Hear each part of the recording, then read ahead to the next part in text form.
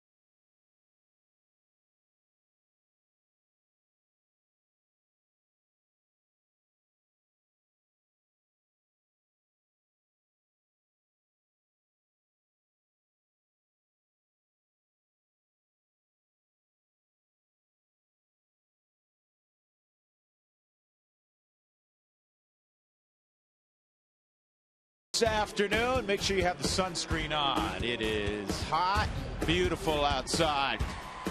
Guess who's going to the All-Star game? Troy Tulowitzki voted in as a reserve. That's right, Jose Reyes just caught him in the last vote to start at shortstop, but Troy may end up being the starter because Reyes had an MRI this morning on a hamstring he injured this weekend. But Troy, well-deserved honor going to the Midsummer Classic in Phoenix. No question that he should be there. Look at the numbers he's thrown up, particularly of late. The home runs, the RBIs. Is his average where he'd like it to be? No, but I guarantee you he's carried this club the last couple of weeks with his bat and his glove, and he deserves to be there. The fans had him there till the last couple of days when Reyes jumped up ahead of him. And you mentioned Reyes being injured. Troy has an opportunity to start and represent this club. Well, Troy leads all of Major League Baseball in terms of shortstops and home runs and RBIs. It's not like he's hitting 240. Right, exactly. It's pretty respectable, and we know how good a defender he is, the best in baseball. Well, Todd Helton, folks, also has an opportunity perhaps to go to his 6th All-Star game. You know the deal now. It's called the Final Five, last chance voting for the final National League roster spot. One of these 5 will be added to the list, so vote for Todd Helton. Because I'll tell you what, Ethier had the great start, George. Ian Kennedy's done very nicely this year for Arizona. He's 8-2 of the 301. Michael Moore's 15 home runs has come on with Washington. Victorino's numbers, not what Helton's are really in any category. No, he's not anywhere near Todd Helton. The thing about Victorino is he's playing in a packed house every night, and it's a popular club, best club maybe in baseball. So it's going to gain a lot of attention on that. So hopefully the fans of Colorado and fans across the United States will vote Todd in this. That would be awesome. See Todd in his 6th All-Star game, and he's had a very, very fine first half. Rockies looking to sweep the Royals back to Kansas City. Colorado and KC, come on back to Coors Field with us.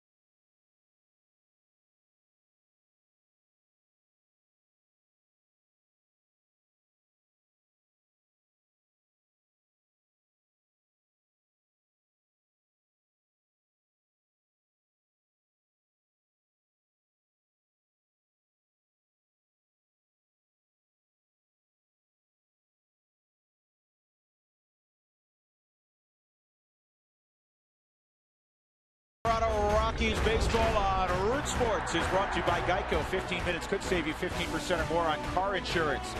By the Ford Edge, class-defining style, revolutionary technology. Ford Edge, drive one.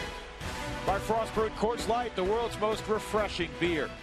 By Wells Fargo. Wells Fargo customers visit wellsfargo.com/Rockies for 2-for-1 club-level seats. And by Southwest Airlines, new Rapid Rewards, unlimited reward seats and no blackout dates. Jason Hamill will be on the bump this afternoon for the Rockies. Trying to sweep the Kansas City Royals and get the Rockies back to 500. The interplay today, 6.5 behind the Giants in the NL West. Chris Getz again will lead things off for the Royals. The Rockies have kept him quiet throughout this series, which is a good thing because he can really run. Here's the rest of Ned Yost's lineup here on a Sunday afternoon, presented by Southwest.com. In the 2-hole, it'll be Melky Cabrera again. Alex Gordon had 4 hits last night, including a home run. The average now at .301. He's one of the final 5 in the American League to be voted to the All-Star game. The former Brave and former New York Met and Texas Ranger Jeff Francoeur back cleanup.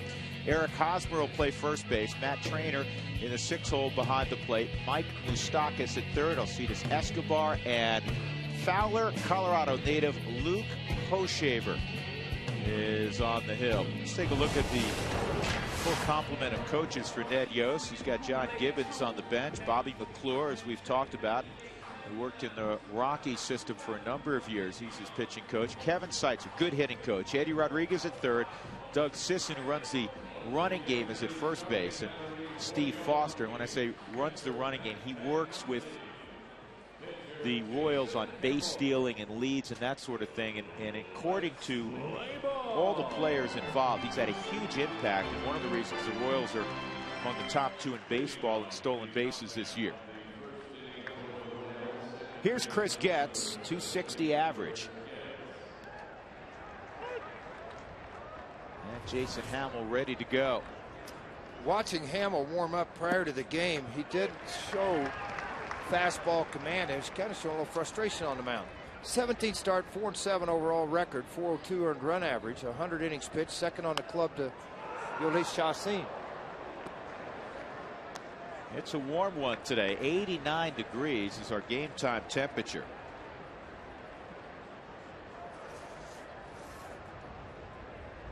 Rockies off to Atlanta after the ball game for a 4-game set. And the spike curveball is in the dirt, ball 1.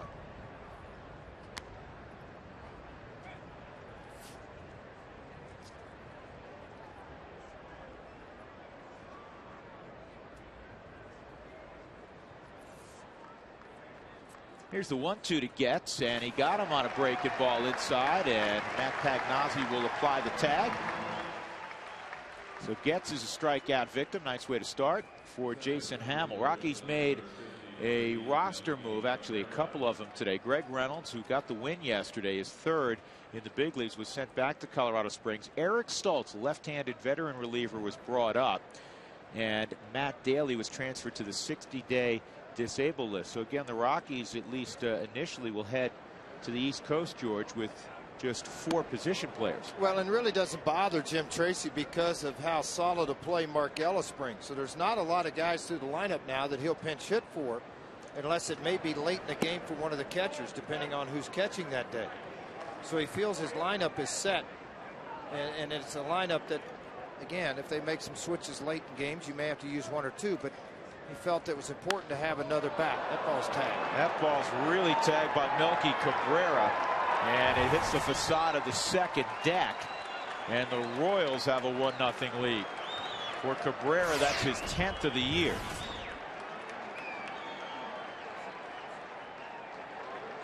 Well, he got a 2-0 pitch. That is a hitter's count, and he got the barrel out. Let's just see where the pitch was and where they wanted it located. Was it a mistake, or did he just do a nice job? See, that's a mistake. They wanted this ball on the outer half of the plate and down. Contact 18 inches away on the inner half of the plate. Veteran hitters are going to do damage to the baseball when you give them opportunities on mistakes and 2-0 counts. Alex Gordon up there. He takes ball 1.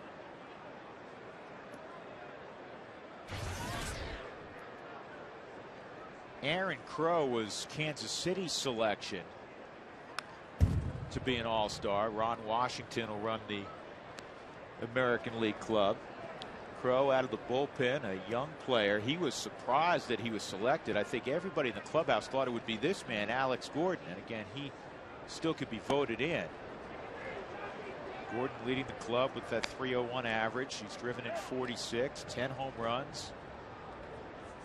He's starting to become what everybody thought he would be, a very impactful offensive player. 2 balls, 2 strikes. Well, the Rockies have done it the last couple of days. They've scored 7+, and that's good news if you want to head to Taco Bell. Do it between 4 and 6 when the Rockies score 7+. Do it the following day and get your Rockies taco special. 2-2, and this is rolled to Hamill. Flip to help, and there are 2 gone. Rockies have Blackman, Gonzalez, and Smith in the outfield. Wigginton, Tulowitzki, Mark Ellis, Todd Helton in the infield. The only change from last night is Matt Pagnozzi's doing the catching, day game after night game, pretty typical. Chris Iannetta, George mentioned, had a big ball game last night, snapped out of an 0 for 16 slump in a grand way with 3 hits. Jeff Francoeur at the plate. You know, I shorted him some weight, George. We were talking about Jeff being slimmed down. He's always been in good shape. I mean, big, strong guy. He played close to 240 pounds on the 6'4" frame the last few years. He's down around 210. And it shows in his abilities, too, in the outfield. Getting the balls better, swinging the bat, running the base. Home run by Cabrera, 1-0 KC.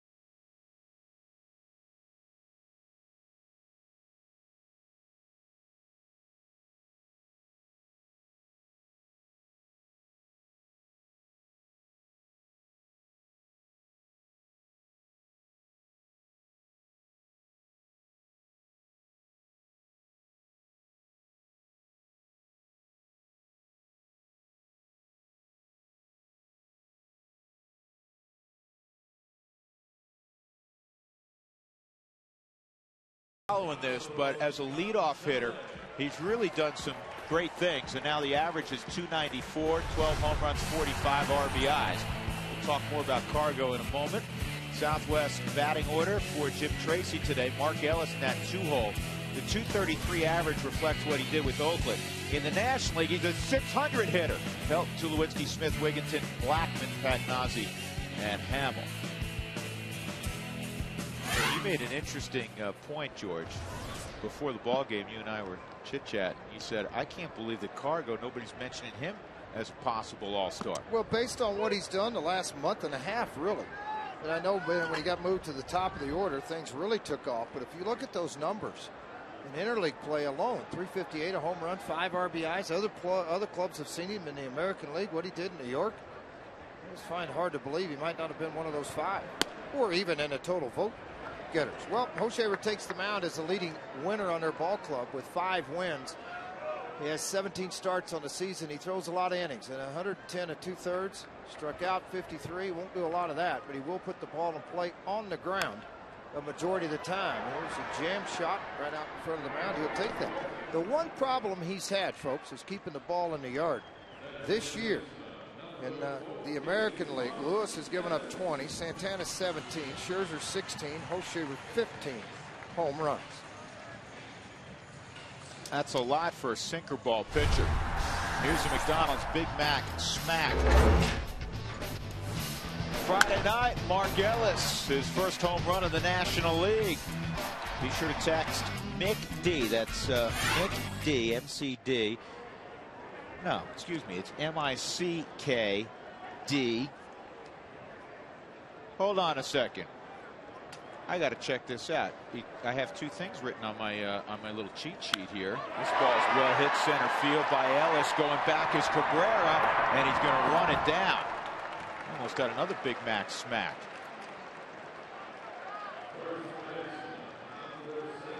Okay, so it's MCD. We've straightened this out to 720-720 to get 1 free Egg McMuffin or Big Mac with the purchase of any drink. Great deal from our friends at McDonald's.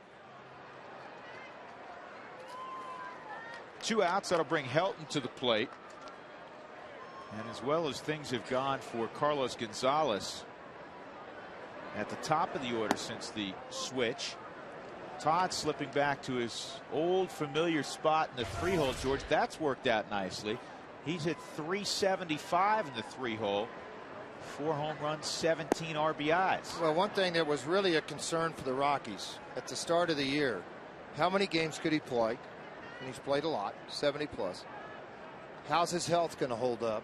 Well, obviously, when you look at his numbers, they've been pretty productive numbers in 253 at bats, and you just passed the midway point. If you get 500 at bats out of Todd Helton for the season, you would have to be pleased knowing that he's 100% healthy.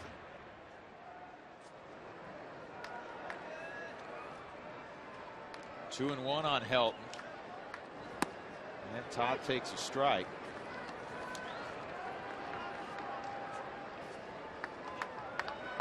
Todd's lifetime average is .323, so he's sitting right on that as we speak. That's inside 3-2. He's raised the average 15 points the last couple of days. He's tied for 3rd now in the National League in hitting. Jose Reyes leading everybody at .354. He's way out in front. Then Matt Kemp at .327. Helton and Hunter Pence at .323. And a good start for Luke Hochevar, who's throwing in front of more than 100 friends and family. Colorado native. 1-0 Kansas City.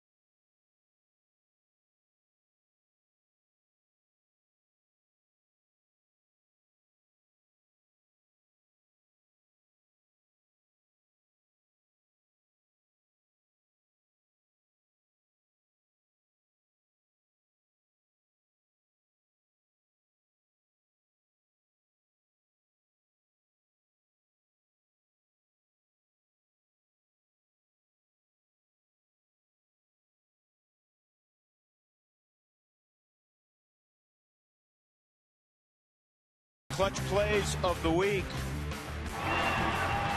Todd Helton taking the field in the bottom of the 5th inning and hearing it from the crowd as he reached career game number 2,000. Charlie Blackmon on his 25th birthday, a pinch hit home run, the first of his career. And Mark Ellis, 3 doubles yesterday after a 3-hit debut on Friday night. Our AMCO Clutch Plays of the Week, brought to you by AMCO AA. MCO. You're supposed to do the beep beep. Oh, the beep thing? Let's try it again. All right, go ahead. AA. Beep beep. MCO. How'd I do that time, Doug? Better? Much better. I'm glad I don't have you as a critic. 1 and 2 on Eric Hosmer. So you're the guy texting all the time. Hamill gave up a home run to Melky Cabrera. This ball is laced to right, but right at Smith. I'll tell you what, you look at his swing sometimes, George, when you were pitching and you threw a breaking ball, or maybe you were out in the bullpen, and you say, you know what, that guy was so on that breaking ball, especially behind in the count, you almost thought he knew it was coming. Well, that tells me he's seeing it out of the hand. So maybe there's something I'm doing, my glove or release. I got a grip early on it because that's a very good swing on a breaking ball that you shouldn't have. So maybe you see the pitch out of my hand better. Maybe I'm not disguising the ball as well. That's typically when you have guys, pitching coaches, other people look. to see if you're tipping a hand. The other thing you do is you wait to hear if maybe a coach is calling his name out, that he's catching signs from somewhere. 2-strike count on Matt Trainer.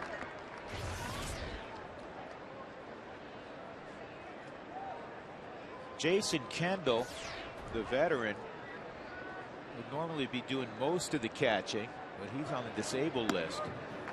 Got a rotator cuff issue. Kendall, George, like the Energizer Bunny, man, he's had a long and very good career. Very good career. There's no question about it for Jason Kendall. 1-2, ground ball toward Tulowitzki. And he'll get it across to Helton. The 2011 All-Star, second time he's been selected. Selected last year. He was on the disabled list at the time, so could not participate. So you know Troy is really excited about going this year. 2 outs, nobody on. If your windshield has issues, call Safelite Auto Glass at 303-287-5000 or go to safelite.com.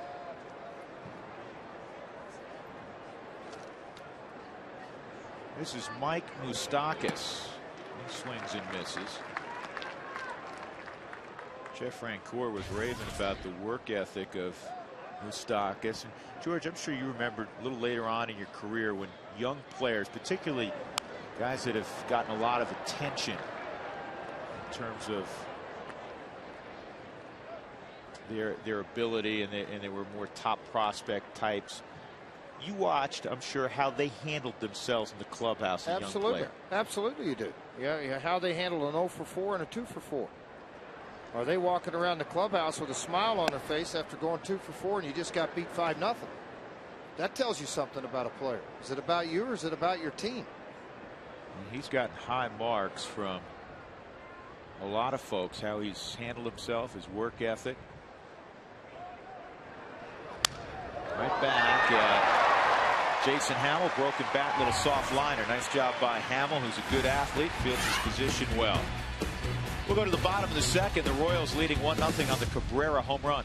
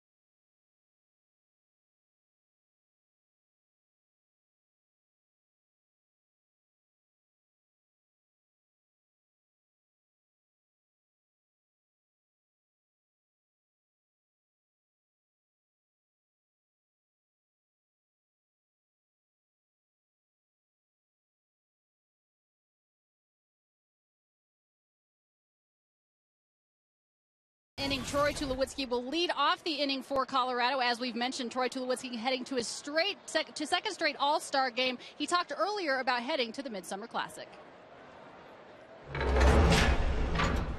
Yeah, it's an honor, especially do it for the second time. It goes to show that other players around the league obviously appreciate what I do out there on the field. I know I was close in the fan voting. That would have been an unbelievable honor, but in the end, I really think they got it right. Reyes is having an unbelievable year, and he deserves to be the starter. And Tulo himself said that he would have voted for Reyes. He believes that they made the right choice. He's excited about going, even more excited that he gets to participate this year. Of course, last year he was on the disabled list and had to watch it as a spectator. His entire family is going, and he cannot wait. We all know that Troy Tulowitzki hates coming out of the lineup. He does not want the break. He said he wants to go to every single All-Star game while he plays, guys. Well, Troy deserves to be there. Congratulations to Troy, and also for those that at home, and I think fans of the Rockies have gotten to know Tulowitzki from afar, and they realize there's no baloney about him. He is candid sometimes, maybe to a fault. And when he said he would have voted for Reyes, he deserves to be the starter. That's what he believes. And listen, Jose Reyes has had an unbelievable first half. That's not, you know, the false modesty or anything like that. Big average for Reyes. He leads little leaguers in triples this year, George. I don't know if there's a kid in the country who's got more triples than Reyes, but right now he's gimpy. He's got a hamstring. Yeah, so I think that's probably more than likely going to keep him out of it, although you're 7 days away from it, 10 days away from that All-Star game. So, you know, obviously they might get him healthy enough to play in it. If not, Troy will get that chance to be the starter, which would be awesome. O'Shaver, a little cutter away, 2-2. Let's show you the National League All-Star team and the Midsummer Classic now. The all-important home field advantage in the World Series at stake. Ryan Braun in left field. Lance Berkman, 21 home runs. Matt Kemp. Kemp will be in center. Berkman will be in right. Polanco at third. Reyes. Ricky Weeks had another big year for Milwaukee. Prince Fielder at first. Brian McCann, who the Rockies will see this week, is behind the plate. You know what? I think that team would win a lot of ball games, George, as Tulowitzki goes down. It's a pretty good ball club, isn't it? Kind of ball club I want to go manage.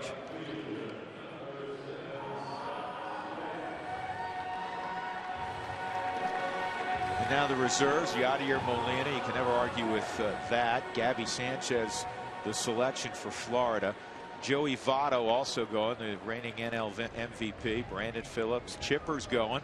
Starlin Castro for the Cubs. He deserves it. Carlos Beltran. Jay Bruce, Matt Holliday, Hunter Pence had a big year, and Justin Upton for the Diamondbacks. That pitch is inside, ball one on Seth Smith. And before you get mad at everybody out in San Francisco because they won a world championship, the commissioner's office has a lot to do with who gets picked for that ball club. It's not just Bruce Bochy's opinion by himself. Smith, 7th in the National League right now, 524 slugging percentage.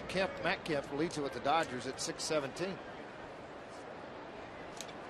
Kansas City, when they score first, 20-11 on the season.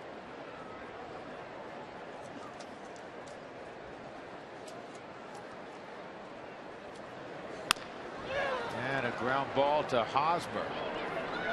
2 outs. So far, George, O'Shaver's hit his spots. 2 outs. Let's take a look at the American League All-Star starters.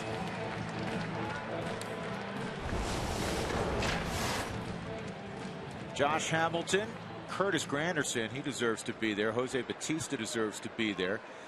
Jeter, you know, Jeter's there on his name right now. Alex Gonzalez, and that's not a knock on Derek Jeter's, but he's been hurt, and his numbers, quite frankly, are mediocre. The Yankees have half their squad there. Robbie Cano. Can you throw that graphic up again, fellas, real quick? Ty Wigginton at the plate. Little cutter outside corner at 88. Good pitch. We'll show you the that graphic in a moment again. Adrian Gonzalez obviously is there for Boston at first base. Here's the 1-1 inside, 2-1 on Wigginton. Wigginton 2 for 3 against O'Shaver in his career, including a home run. And this is popped up right up the elevator shaft. Trainer makes the catch, and O'Shaver has retired the first 6 Rockies of the ballgame. 1-0. We'll check the American League All-Stars when we return.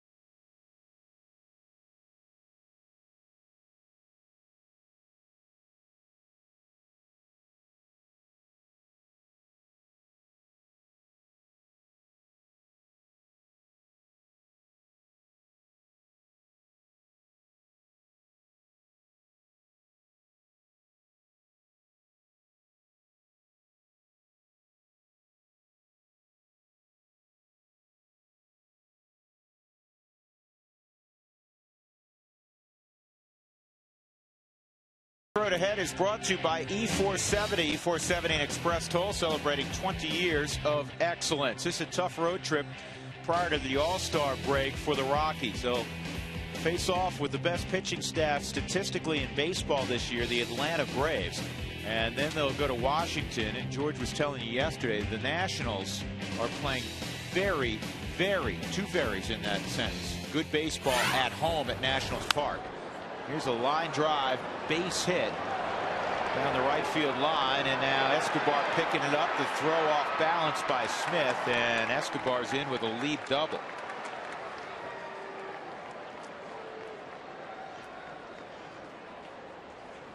So the Royals leading 1-0, and they have a leadoff double from their shortstop. So it's Hamilton, Granderson, Batista, A-Rod and Jeter on the left side, Robbie Cano, and Adrian Gonzalez, who may be having the best season of any position player in the game. Alex Avila's behind the plate, and David Ortiz is the designated hitter for the American League. Can Jeter get his job back from Eduardo Nunez when he comes back, George? He's playing pretty good, isn't he? Swung a bat well yesterday. He got a bomb yesterday against the Mets. 4 hits. Been throwing out 2 hits every night, playing good defense.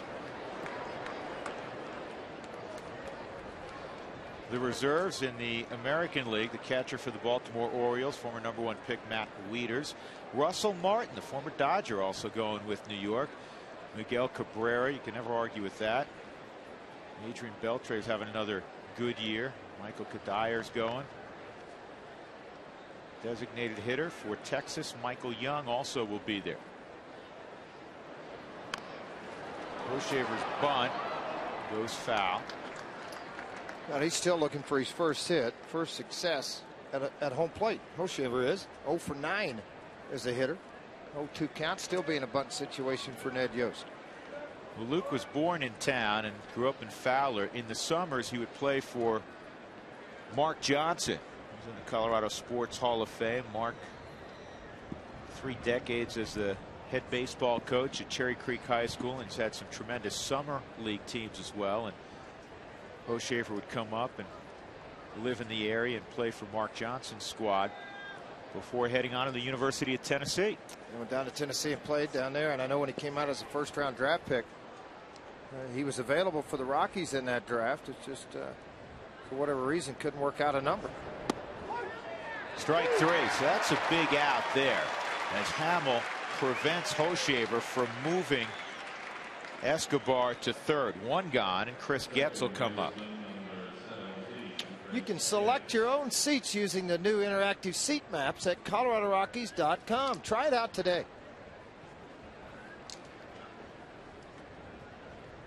So you tried it out earlier and you ended up in the booth. Nice job. Yeah, they gave me a headset and everything, cup of coffee. I'm pretty happy right now. That's all you need. That's right.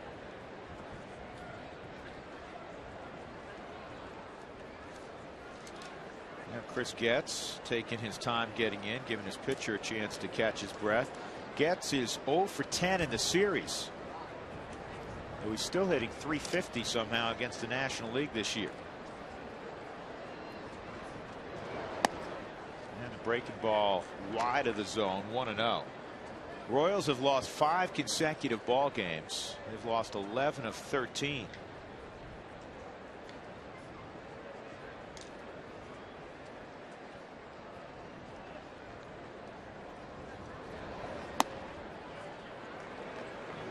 Where they really scuffle has been in interleague play. They have not played well at all. 4 and 13. Yeah, that's really hurt them in that tailspin they've taken after May 20th, where they were 22 and 22.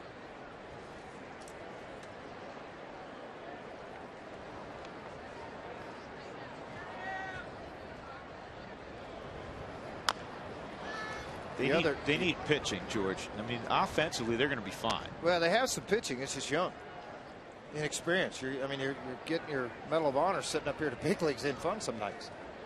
Duffy's got a nice arm. Davies is a veteran guy that should win 10 to 15 ball games a year. I mean, he's got the stuff to do it if he can stay healthy. You know, the other young team in baseball, the Pittsburgh Pirates, so they're 500 under Clint Hurdle. They played good baseball. Runner going, and Pagnozzi can't get a grip, and Escobar has stolen third. And for Alcides Escobar, that's his 13th stolen base of the year. That's a big bag right there. You had the open side also, George. Well, that's the one thing that jumps out at you. He took off early, and Pags couldn't get a hold of the ball out of the glove, so that prevented anything for a throw at third base. And that's what Ned Yost has been doing since spring training. Well, they have to create it, and if they can get in scoring position with one out with the failure of Hoshaver, fly ball scores or pull the ball to the right side. Nice block by Pags. Now you have speed at first. Double play is in order for the moment, but the way Ned Yost operates things, you got to figure Getz is going to be aggressive here, George. Should be very aggressive. I would think that he would, particularly his success rate on the season. He's got a very high success rate in his career. 86%, 55 for 64. It's fourth best among active players with at least 50 steals. And he stretches out that lead at first. Melky Cabrera, who homered, is at the plate. Wells Fargo customers, get your 2-for-1 Rockies tickets. Do it today by going to wellsfargo.com/Rockies. And if you're not a customer, become a customer. wellsfargo.com.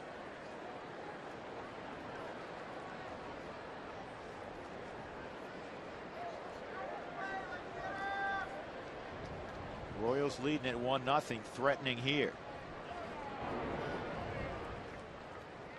Time for a first Colorado Lottery replay of the ball game. 2-0 pitch for Cabrera, his first time up, and he got a pitch to his liking, and he drilled it. 10th home run of the year for Melky Cabrera. Back safely as Getz. Now through the 31st of the month, you can replay every non-winning scratch ticket and second chance drawing at coloradolottery.com. Hamill for the year, pretty good job making pitches with runners on base. 261 average against. If you're wondering why he's made that move consecutively, it's because Tommy Runnels, who handles the running game for Jim Tracy, calling that out of the dugout for Matt Pagnozzi. Trouble, George, with the situation now with Hamill missing on the first delivery. Hard to pitch out 1-0. Well, it's tough to do it unless you just got unbelievable fastball command. Unless you're Greg Maddux, it's tough to ask pitchers to do that. And if they have command of secondary stuff, obviously it increases the success rate, because most 2-0 counts, you come back with something off speed, not something a hitter's looking for.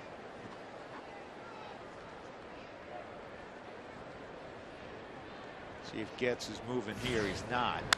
And this ball's driven high and deep right field. Cabrera's done it again. This time he's got two in front of him. A 3-run home run for Melky Cabrera. He's driven in all 4. And now the Rockies in a significant hole early in the ball game. It's 4-0.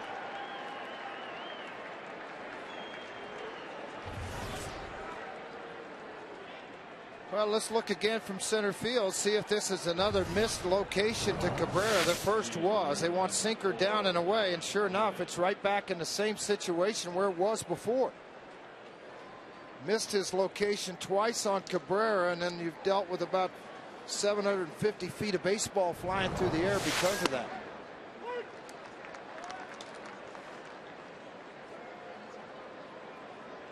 Only the second time in his career that he's hit 2 in a ball game. Last time he did it was 2009 when he played for the Yankees.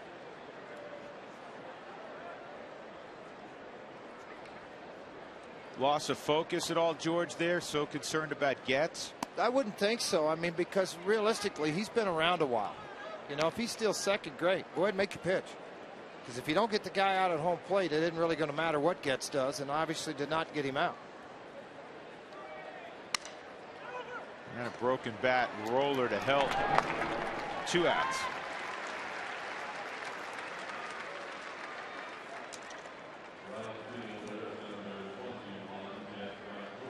only other Royal who's hit 2 home runs in a ball game this year is now playing in Omaha. Mike Aviles, the native New Yorker. Played short and second, middle infielder. Good hitter, yeah, too. Really stocky guy, strong guy. I remember him from last year. He can run a little bit also.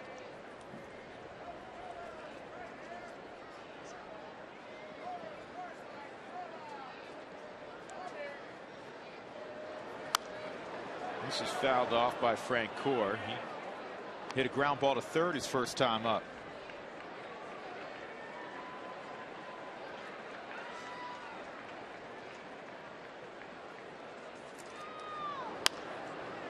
Oh, and 2 today on Rockies Weekly with Jim Tracy. We'll show you what it takes to host a visiting big league team. And you'll learn all you want to know from visiting clubhouse manager Alan Bossert, who does a terrific job. Also take a look back at the festivities around Todd Helton's 2000th ball game. Rockies Weekly with Jim Tracy after the game. Base hit for Frank Core up the middle.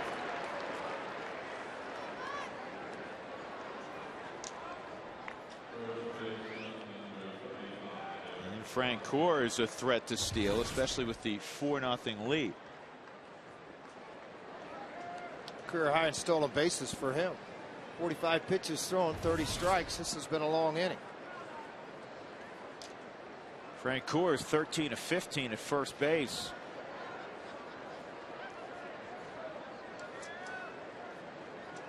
Eric Hosmer at the plate. He takes high, ball 1.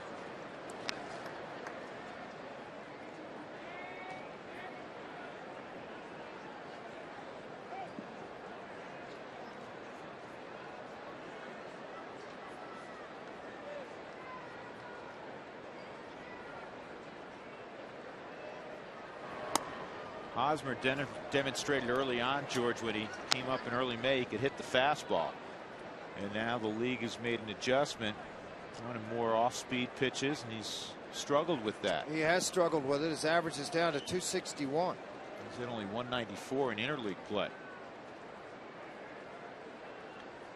Part of the process of becoming a regular at this level, and now it's 3-0.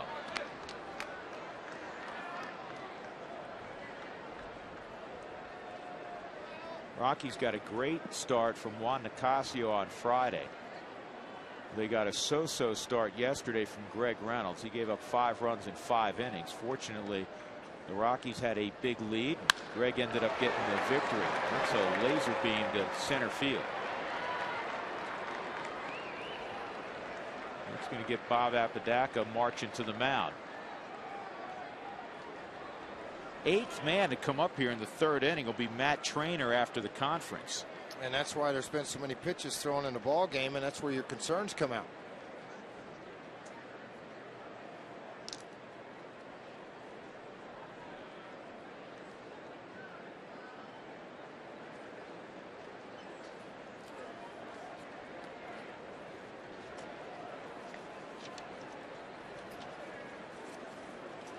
Take a look at our Geico quote of the day while Bob finishes his discussion.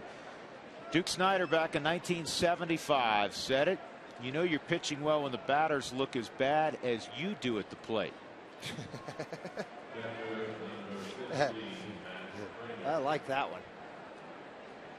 You know, Bob Apodaca hasn't liked what he has seen so far because the location of the fastball has been 90% of the problem.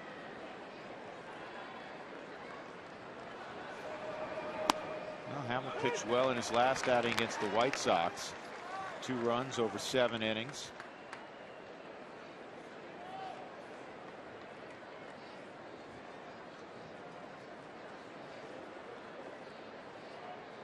He needs to get Trainer here. Already down 4-0. 2 on and 2 outs. Some of the pictures from his start against the White Sox. He worked out of a jam early in the ball game. But 7 innings, 6 hits, a couple of runs. It was one of the few times that I have seen where a starting pitcher from both sides went 7 innings and did not get a strikeout. Frank Core is out now at third. He went out of the baseline. He went out of the baseline to avoid the tag by Wigginton. So Jeff Francoeur picked off second base. 4-0 Royals. It's all Melky Cabrera.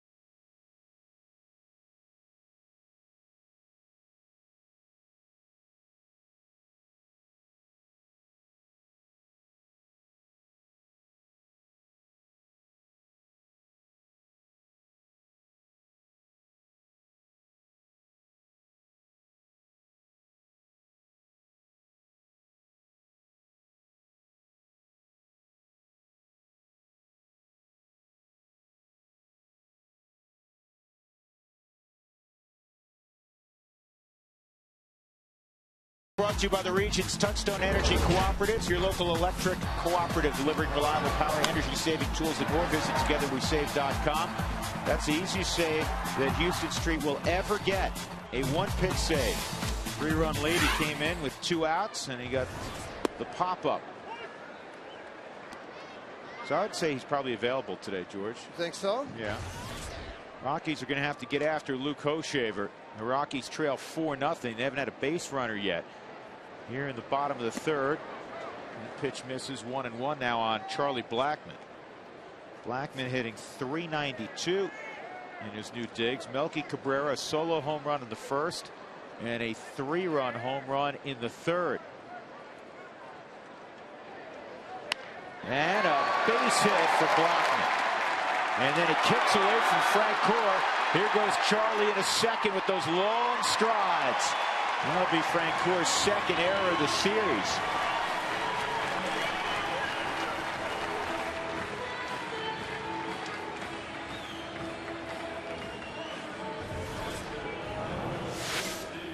Another look on a 1-1 count. Throwing a good hard cutter down in the zone, and Blackmon just went out and got it. Good job of hitting by Charlie Blackmon, and as it bounced away from Francoeur, young kids out of the box very quickly, those long strides, and then recognized the bobble and right and slid into second easily. Matt Pagnozzi in front of Jason Hamill. Pitches in, ball 1 on Matt. Today, family day at the ballpark for all the players. There were a ton of little ones running around. Matt and his wife have an infant daughter. They're first. Sliced foul.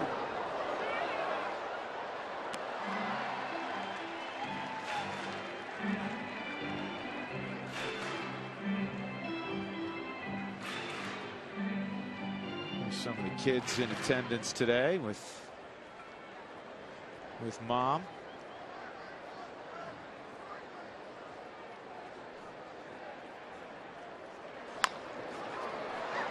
Slowly hit. Getz will throw out Pagnozzi. So now with 1 out, Rockies have a chance to score their first run. Blackmon is at third. AT&T trivia question. Since the draft started in 1965, 15 pitchers have been selected first overall.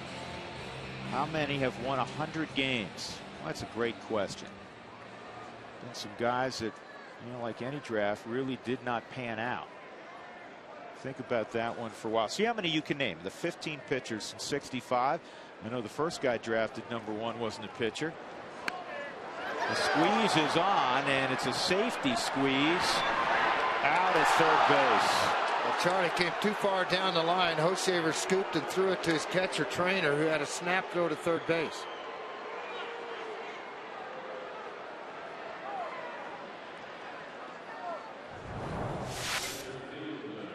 Look at this as it came out. He took off down the line as it was placed in the ground, and Charlie hustling back, but just not quick enough. A snap throw, tag applied. Oh, I'm waiting on the tag. Wow, that was really close. Tim Welke over third base.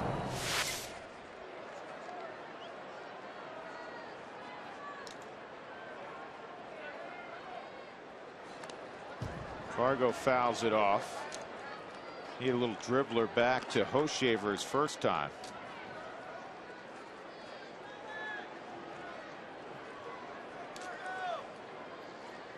Rocky's nice job with runners in scoring position. Getting talked to by Tommy Ronalds right now on how the play was to operate. Maybe not a safety squeeze, but to just take off and fly down the line, and still going to be out at the plate though. Running right too hard out in front. Rocks wait for 31 runners in scoring position, 0 for 2 so far today. Well, there's two kinds of squeezes. There's the safety squeeze where you wait and see where the ball's bunted before breaking to see if you can make it. And then obviously the suicide squeeze, which you just described, George, where you're running as the ball is in flight to the plate. Now, as soon as the pitcher picks that leg up on the right side, you take off. You know, you got to get going in a hurry. Hamill at first with 2 outs. Looking to save energy and money. Find out how the little changes add up at togetherwesave.com, your local Touchstone Energy cooperative, delivering reliable power, energy saving tools, and more.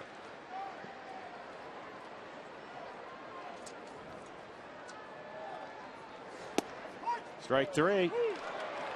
93-mile-an-hour fastball, and Jim Reynolds calls out Carlos Gonzalez. Rockies down 4-0.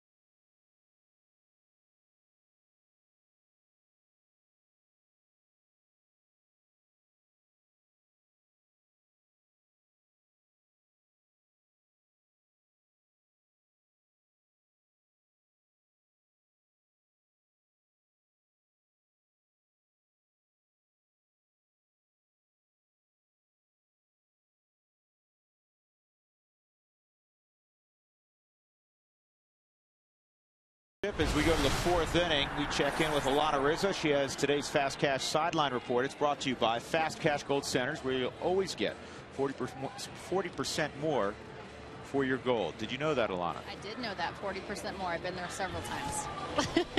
Guys, I want to tell you to please vote for Todd Helton. Todd Helton has an opportunity to make his 6th All-Star game. And earlier today, Jim Tracy talked to Rockies Nation about putting in the vote for Todd.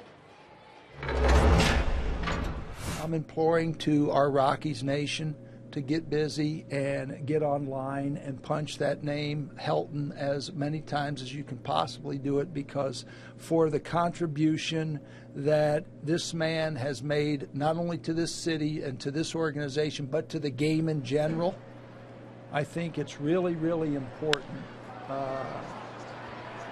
for this guy to get a legitimate opportunity of going to that game. And guys, this is not a feel-good vote. Todd Helton deserves to go to the All-Star game, and you can vote up until Thursday at 4 o'clock Eastern time, ColoradoRockies.com. And also Jim Tracy said that Troy Tulowitzki needs a friend. He needs a teammate there at the Midsummer Classic. Please vote Todd Helton, guys. Well, you need somebody to babysit him, basically. I mean, let's cut to the chase. They need a buddy system out there in Phoenix. Yeah, they could get into a lot of trouble, those guys. Tulo. No, Todd's not going to leave his hotel room. He won't leave his hotel, but he still needs a babysitter. Andre Ethier, here are the numbers, folks, after the double by trainer Mike Moustakas up. Andre Ethier's hitting .322, 7 home runs, 41 RBIs. So the RBIs and the batting average very similar. Todd's got a couple of more home runs.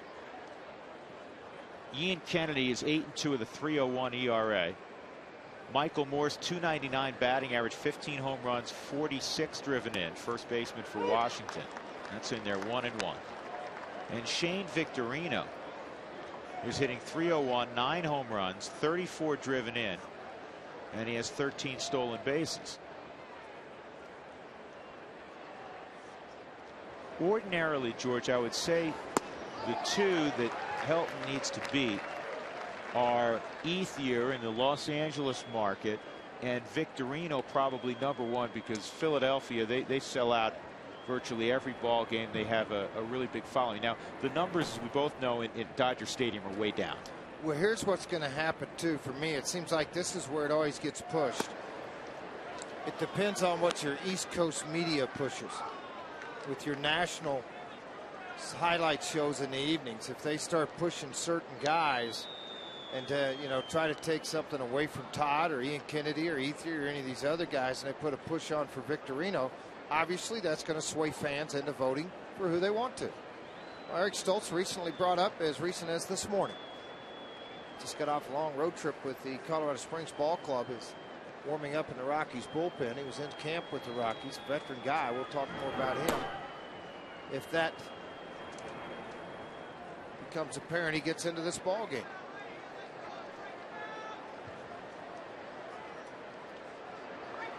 Two-two, and this is pulled to right, and another run's going to come for Kansas City, and Jim Tracy's going to have to make a decision here, because Hamill has been giving up a lot of line drives, and the Rockies can't afford to fall further behind.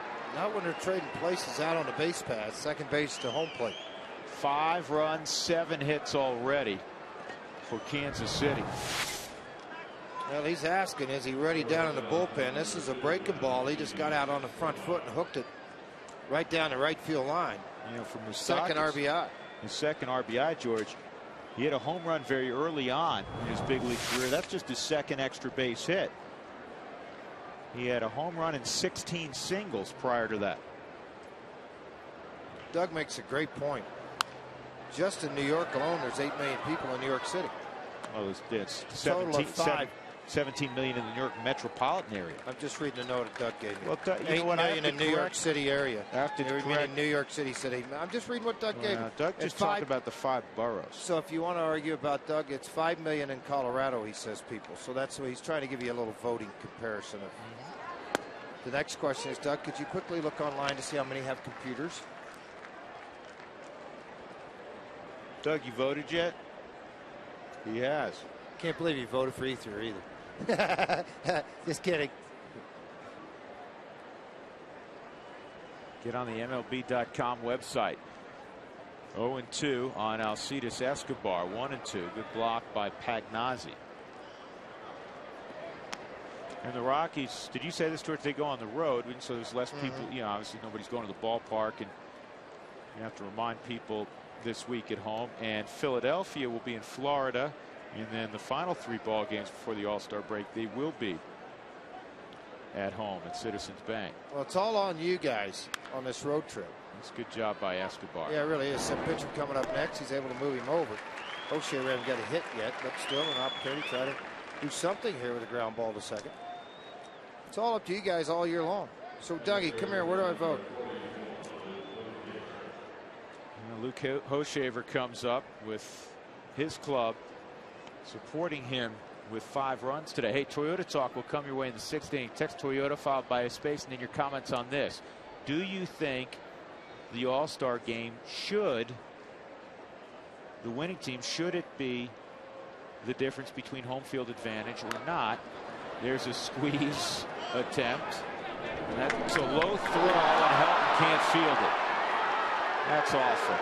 Hamill just kind of guided it over there, and now it's 1st and 3rd. I mean, that was basically what Hamill did last inning. He bunted it right back to Hochevar. Hochevar did the same thing on the safety squeeze, and you had a free out. Well, you had a free out. That's the right terminology. You did have one. It's hard to pick that.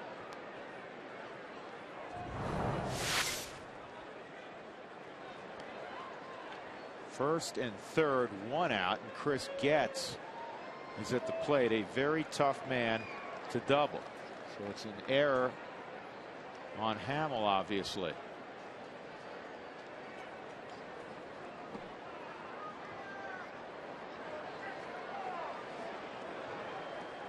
Anyhow, our topic for Toyota Talk is, do you think that, as the commissioner implemented a few years ago, that home field advantage should be associated with the winner of the All-Star game? It certainly made that ball game even more intense. This is bunted in the air. Pagnazzi waits, throws to second, coming home. Will they get the double play? Nope, Getz got up the line, and the run will score. That's what speed will do for you. And that error very costly, because there would have been 2 outs, and Getz would have had to produce a 2-out hit. It's now 6-0. Kansas City. Ball game getting out of hand in a hurry on Jason Hamill. This ball bunted up into the air and spun back to him. So he went ahead, picked it up, took the snap throw to first base with Getz speed, though. Not much of an opportunity there at first.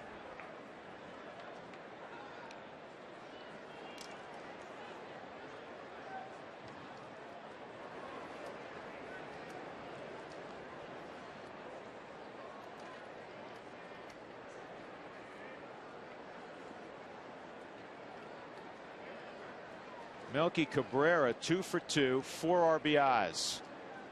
Almost 2 identical home runs. The first a solo, the second a 3-run job.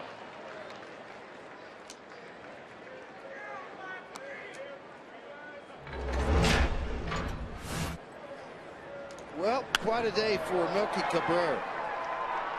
That 3-run shot extended the lead after he hit a solo early in the ball game. Made it a 4-0 ball game, and here he is again with a runner on first, 2 outs, and an 0-1 count.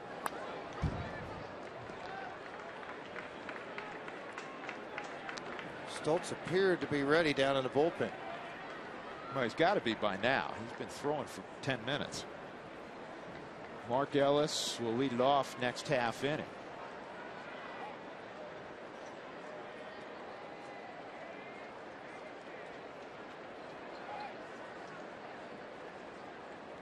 Cabrera may take off here. No. Or excuse me, Getz may take off. Cabrera at the plate. Be hard for Cabrera to take off there, George. It would be very difficult unless he hits it. Yeah, well, then I mean, he could drop the bat and run, but it'd look kind of funny. It would. It'd be different. We've seen different before.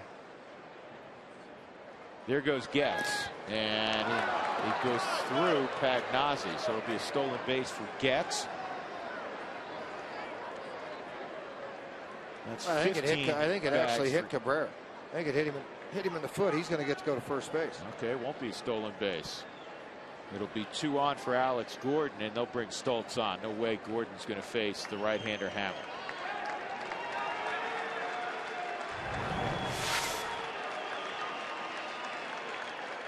The hard breaking ball hit him right on the toe.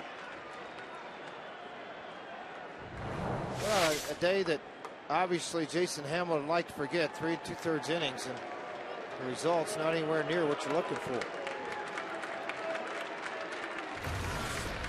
6-0 Kansas City.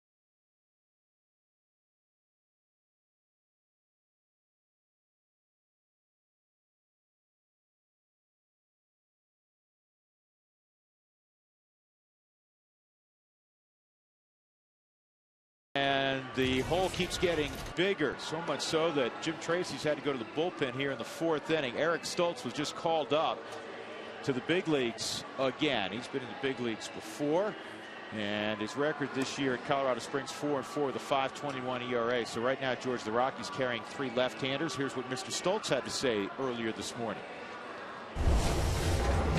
Important, especially this week to end this week out well before the All-Star break, and hopefully that will help propel the team for the second half, which this team is notorious for making second half runs. So especially because being on the other end sometimes, just being with the Dodgers. So I know what this team's capable of doing, and just excited to be a part of it.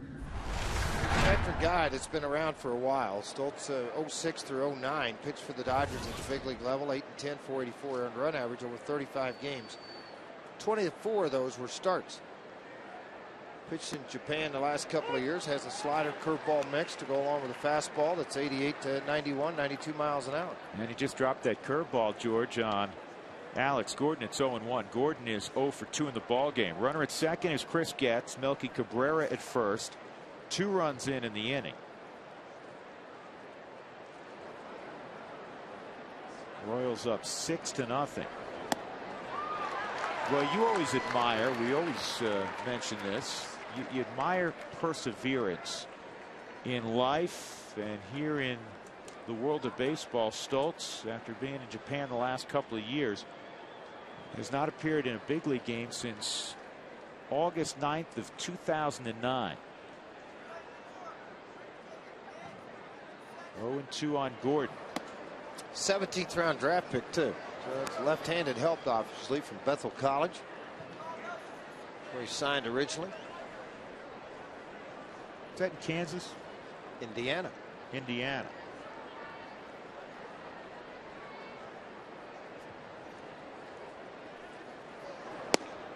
Strike 3 to Stoltz. Comes in and puts out the fire. He freezes Alex Gordon. The Royals have scored in every inning but the second. They have a 6-love lead.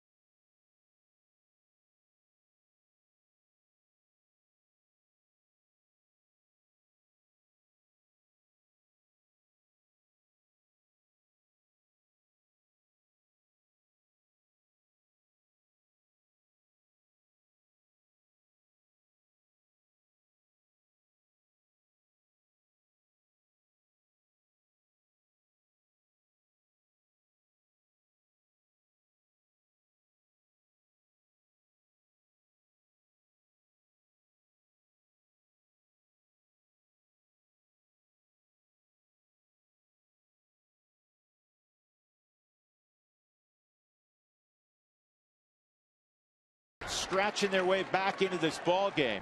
As we go to the bottom of the 4th inning, the Royals lead at 6-0. The Rockies have 1 hit. That was a Blackman single leading off last inning. Mark Ellis getting his second look at Luke Hochevar, and he takes a strike. Ellis has seen Hochevar before, 3 for 7 coming into the ball game. George, he almost hit it out to dead center field in the 1st inning. Yes, he did. He got a fastball out over the plate and just scalded the baseball. And he hits this one well to right center field. Cabrera again on the move will track it down. The 2 loud outs for Mark Ellis. Tell you what, every at bat so far in a Rockies uniform, he has found the barrel. Let's take a look at our CenturyLink high-speed pitch. Hochevar's touched 94. Hamill also hit 94. 1 out, and here's Helton.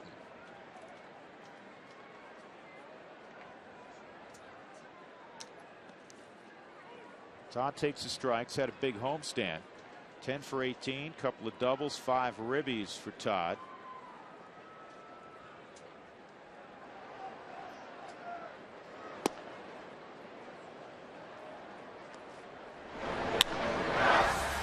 All-time doubles leaders. Who's approaching? Going to pass Manny Ramirez soon, and then Jeff Kent and Eddie Murray will be next up. 2-1.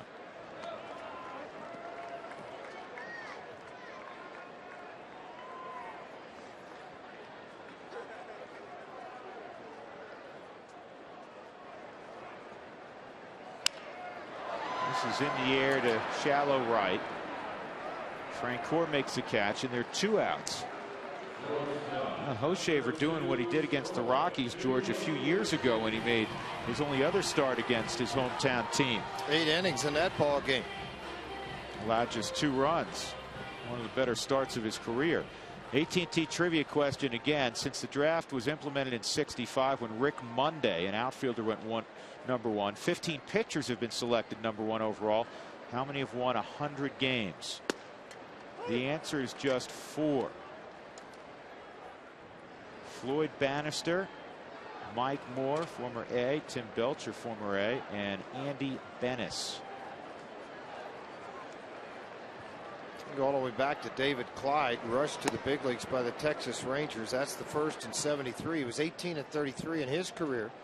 Some pretty big names, though. Ben McDonald, injuries got him. He was 78 game winner. Brian Taylor never made it to the big leagues with the Yankees in '91. Strong left-hander, threw hard. Paul Wilson. It's going to be a base hit. Leg single for Tulowitzki. That'll allow Smith to hit. Wilson, Paul Wilson was with the Mets in '94. And it is the bare hand play. He did everything he could to try to complete it. Speed and the height of the ball got rid of it. Chris Benson won 70 games. David Price, obviously a 37 and 19 right now. Pretty good young pitcher in his own right. Yeah, I would, if I had to bet, George, you know, if you, hopefully he doesn't have to deal with injuries. You got to figure David Price is going to have a long and very successful career. He would eclipse the 100-win total.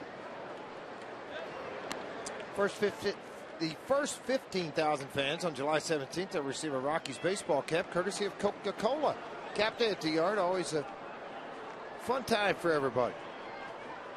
Holiday weekend. You see guys walking around buying those red hats with the CR, and the stars and stripes. Nice to see all the players honoring America. The Royals wearing the blue caps, the Rockies the red caps.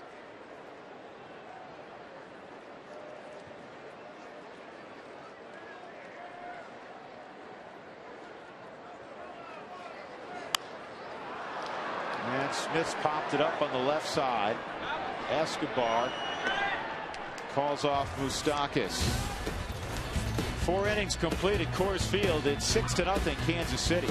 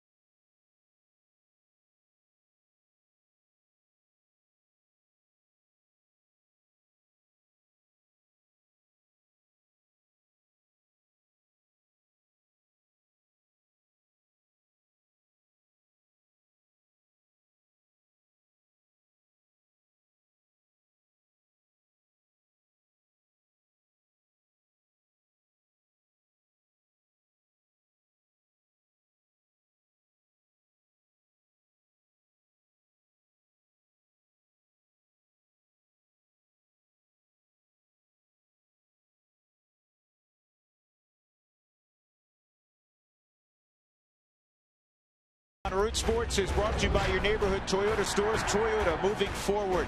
By Quest. Quest is becoming CenturyLink. Your link begins here. Find out more at CenturyLink.com/link. And by King Soopers. More value for the way you live. Royals up 6-0. They're trying to snap a 5-game losing streak. That guy's trying to get right side up. There you go. You ever done that phrase? No. Yeah, I did. I really did. But I was in one of those bigger boats with some other people. You had a yacht. No, I like the whitewater rafting. I've done it 5 or 6 times here. I love it. I have. Really have. Went to Colorado Springs one time. What's the one right up 70, Doug? I want to see Idaho video. Springs? Blackman makes the catch. Frank Core is retired. Clear Creek in Idaho Springs. Went to that one. I went to one down in Colorado Springs. That one's fun at Colorado Springs. They both are. Wait a second. I'm not talking about rafting. I'm talking about. No, I said I went kayak. whitewater rafting. I didn't do the kayak. I went whitewater rafting. I was talking about kayak. I'd really go with like 6 people in the boat. You can have more fun. Now, I've done that. I have the death grip on the handles of my feet. There's no way I'm falling out of that thing. Eric Hosmer.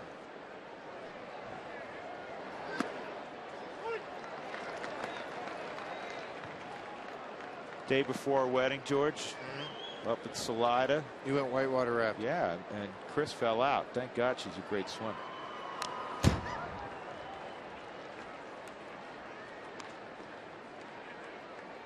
I actually was going to jump in, but I thought, you know what? You'd be like a bobber in the water. You're better off just staying in the boat. I'm better off sitting in the boat because she'd be trying to save me.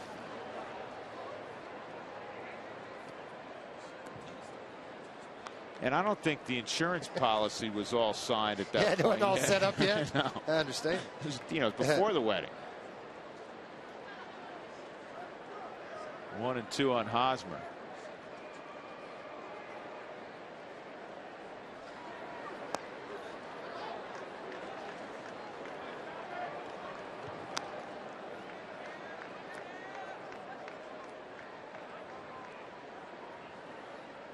Crowd looking for something to get excited about. There hasn't been anything so far. Hamill gone after 3 2/3. He gave up 6 runs, 5 earned on 7 hits.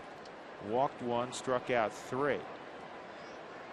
Eric Stoltz, good pitch. Mark Ellis will run in and make the catch. They're 2 outs. That'll bring up Matt Trainer. Rockies fans, we want you to check out the Root Sports website. It's rockymountain.rootsports.com, and it's your home for the latest Rockies stories, scores during the regular season, and you can also sign up for e-blasts that keep you connected to your favorite team all season long by clicking on the envelope icon on the home page. Trainer takes a strike. He doubled his last time up and scored.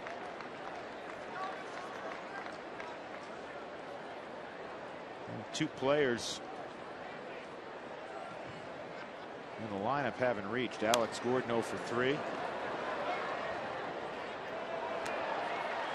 And actually Hoshaver, I was going to say George hadn't reached, but he did. He reached on an error.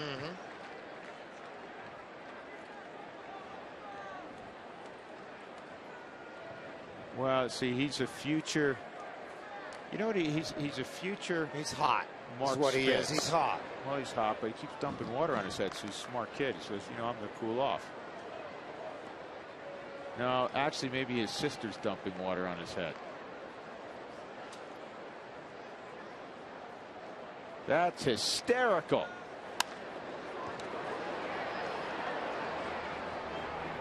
George, see, you're going to miss out, but you're going to be in Tulsa where it's plenty warm. Jeff and I are going to be dumping water on each other's heads the next 7 ball games in Atlanta and D.C. No need to pack a lot of neckties for this road trip. We're not wearing them. I would hope not. The boss said we didn't have to. He didn't say you had to wear them? I almost drove to his house and gave him a big hug and kiss. Here's the 1-2. And this is a pop-up. Well, Eric Stoltz. Nice job. Doing a nice job. He's gotten 4 outs since coming into the ball game. The Rockies need to get the bats going against Luke Hoshaver out of Fowler, Colorado.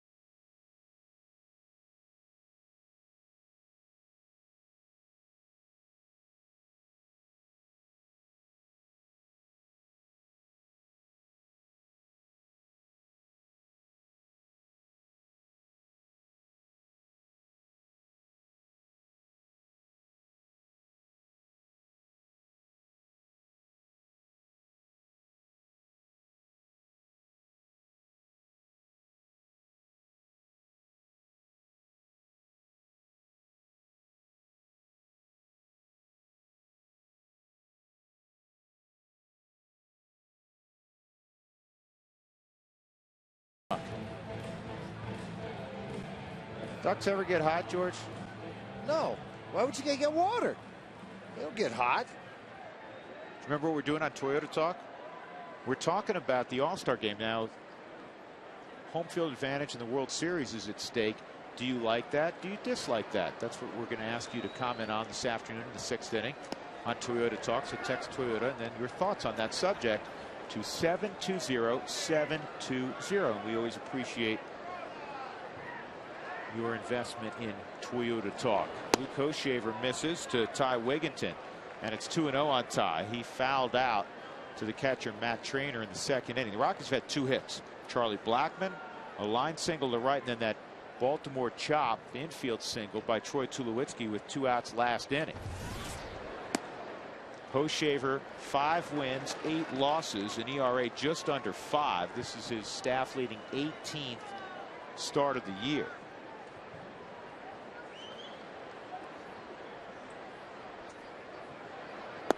What's different about this start as he walks Wigginton is that, you know, he's had starts where he's had success, but George, he normally runs the pitch count up. He runs it up. He doesn't pitch beyond the 7th, and only one time this year he went 8 2/3 against Texas. In a no decision, he gave up 1 run. But the pitch count is excellent so far in this game. But he walked Wigginton, and now is there an injury? Long innings in between. What is it? Ned Yost saying, wait a minute, I'm winning 6-0. They got 2 hits, and you're going to what? You're not going to do anything, I guess.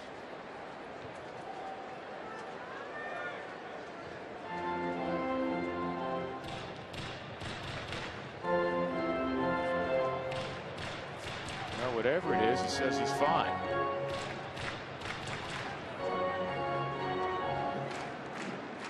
Charlie Blackmon at the plate.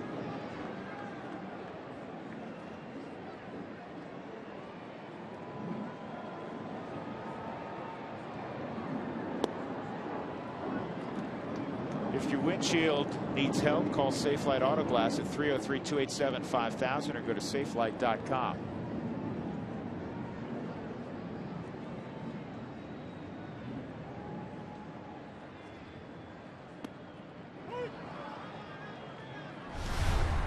This replay brought to you by the Colorado Lottery. First hit of the ball game for the Rockies in the 3rd inning.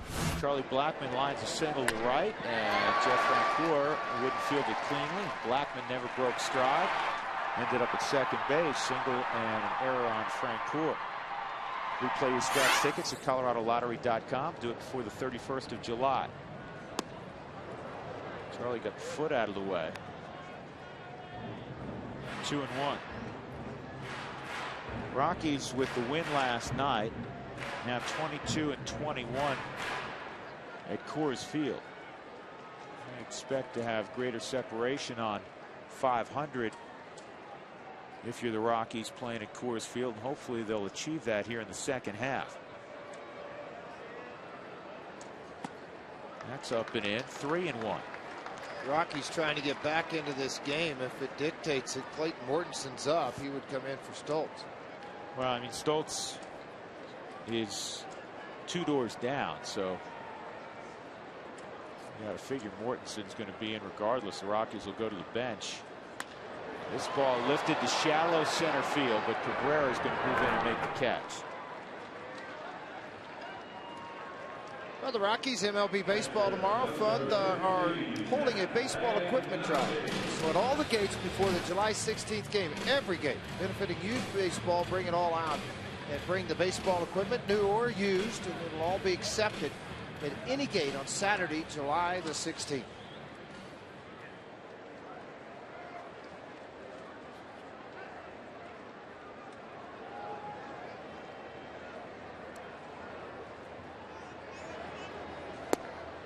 Trainer swings over a sinker. Here's one of the problems with getting blown up early in this ball game, George, and the Rockies carrying an extra bullpen guy in the 5th inning. If there's 2 outs and just a man at first, well, he's not going to be. So Stoltz, who's on deck, may get called back. But if there were 2 outs, they may have Stoltz hit because you have only 4 on the bench and one's your catcher. So you have Spilborghs, Giambi, and Herrera. It's not Giambi time, but it is Ryan Spilborgh's time.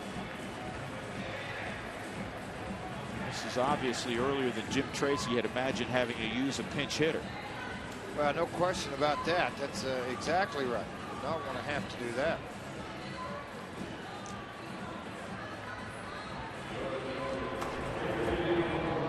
Get Matt Belisle up if the Rockies can all of a sudden put up a crooked number and get right back in this ball game. If the separation remains, say 4 or 5, or obviously where it is right now 6, Clayton Mortensen in all likelihood when entered.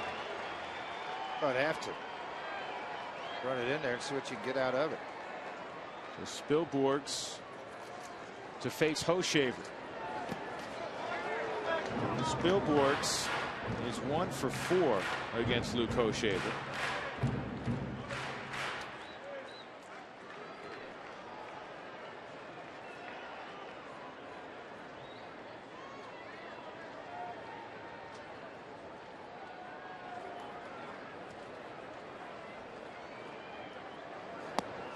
Two and 0. Rockies, George, in this particular inning, exhibiting a lot more patience with Hochevar. Even the 1 out, Charlie Blackmon was ahead in the count, 3-1. Escobar is trying to get a hold of Cabrera in center field. They'll give him an indication maybe where to play defensively. Up and in, 3-0. 3-0 with Cargo on deck. Spilborghs will be taking a strike here. Number 5 getting ready.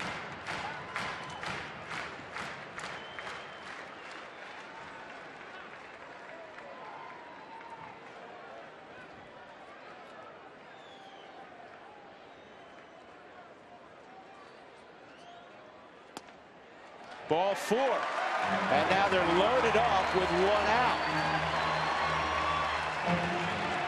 Yeah, That'll get Bob McClure to the mound. The other was not an official visit. He'll go out and talk a little bit and see what they can come up with.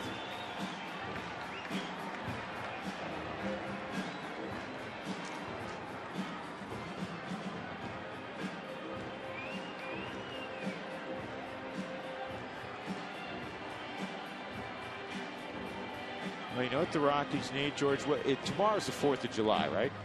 Need a big fireworks right now? Well, you've had fireworks the last 2 nights after the ball game and during the ball game. Rockies have 9 runs in each of their last 2 games. What they need is that big comeback. And you may recall July 4th, 2008, the Rockies were down 13-4. This is just a mere 6 runs. That day, this is nothing. Yeah, that day was 9, and the Rockies came back and won 18-17. Against the Marlins. Well, the Rockies this year, with less than 2 outs and the bases loaded, have hit .406, and they got the right guy at the plate right now, Carlos Gonzalez.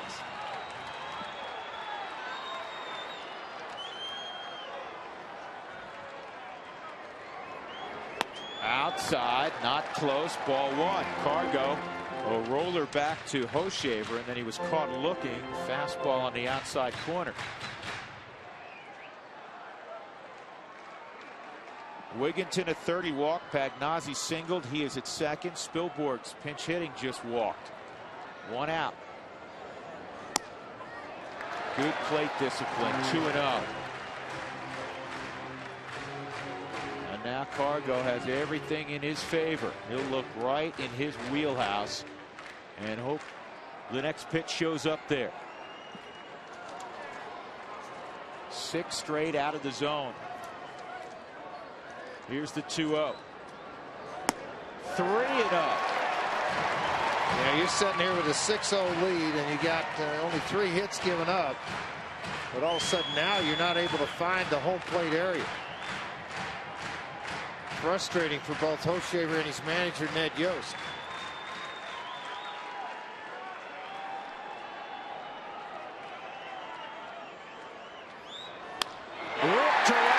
Field on a 3-0 pitch, and it's going to roll to the wall. It could clear him. Spilborghs will come around. It is a 3-run double. Here come the Rockies. Carlos Gonzalez Used to hitting in the middle of the order. He's up top. He comes up with big-time traffic. He's swung the bat well, obviously, at the top, and the RBI is now at 48, so that has not been a drop-off for Carlos Gonzalez because of the bottom half of the order. Well out of the strike zone with the first pitch. Missed with the second, trying to work fastballs away, working under the baseball and elevated, and finally on a 3-0 count, a gut shot, and it's into the gap for a 3-run double. Mark Ellis at the plate. He's the one guy who's really hit the ball hard against Hochevar. As you look again, nothing prettier than watching the third base coach, Richie Dowd, just keep waving guys around. Good base running by Spilborg, scoring from first. And that is in tight. 2-0 on Mark Ellis. I mean, Hochevar, George, was rolling. He hadn't been in a whisper of trouble yet. Blake Wood is up. 6-3 the score. You got a supremely confident hitter at the plate in Mark Ellis in his third ball game with the Rockies since coming in a trade from Oakland late on Thursday.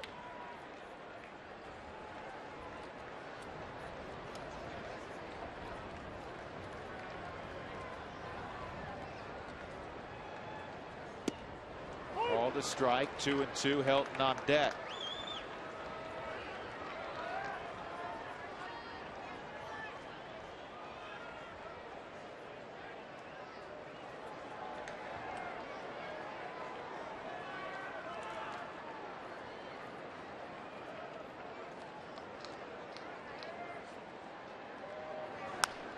This ball ripped foul.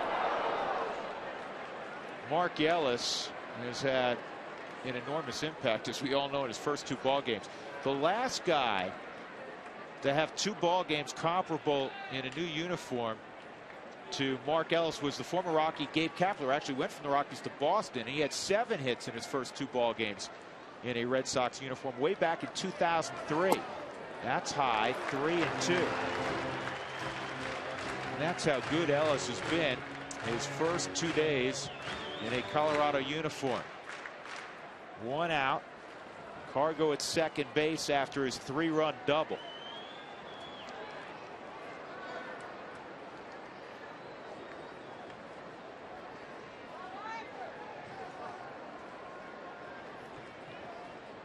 And all the balls in this inning, all of a sudden Hochevar in 72 pitches, pretty much a 50-50 split.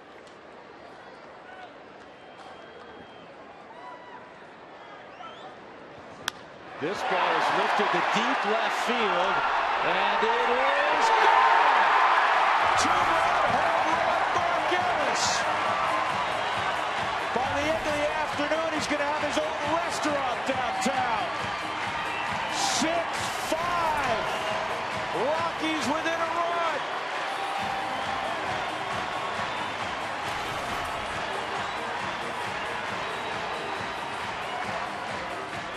If you want to make yourself feel welcome to a team, just hit a whole bunch of doubles, home runs, and RBIs. They'll all love you. So will the fans. He jerked the fastball into the fouls area in the seats. They went with off speed, and he jerked this down into the tunnel in left field. Helton fouls it back.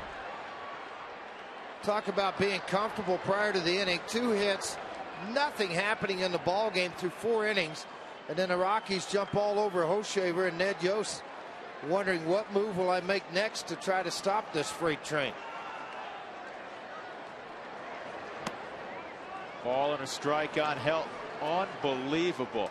And George, you said it, 2 hits. Blackman's was a hard hit ball. The other hit was a Tulowitzki Baltimore chop. I mean, Hochevar had been dominant, and he had been ahead of virtually every hitter till this inning. And when he got into this inning, everything started to go sideways for him. The visit out to the mound to Hochevar, and when there was nobody on or 1 on. Now really running away from the arm, everything high and away from the hitters. And if he loses, not finishing anything. If he loses health, George, you got to figure Blake Wood's in the ballgame. Yeah, their trainer's on the top step. He's watching every move that's going on, so something doesn't look right to him either. 3-1 to Todd. He'll look to get the barrel out. It's inside. Ball 4. Tulowitzki striding to the plate. And let's see if Ned Yost, after scribbling a few notes, heads out. He will. He's going to double switch. All-star Troy Tulowitzki will be up. He represents the go-ahead run. How about that?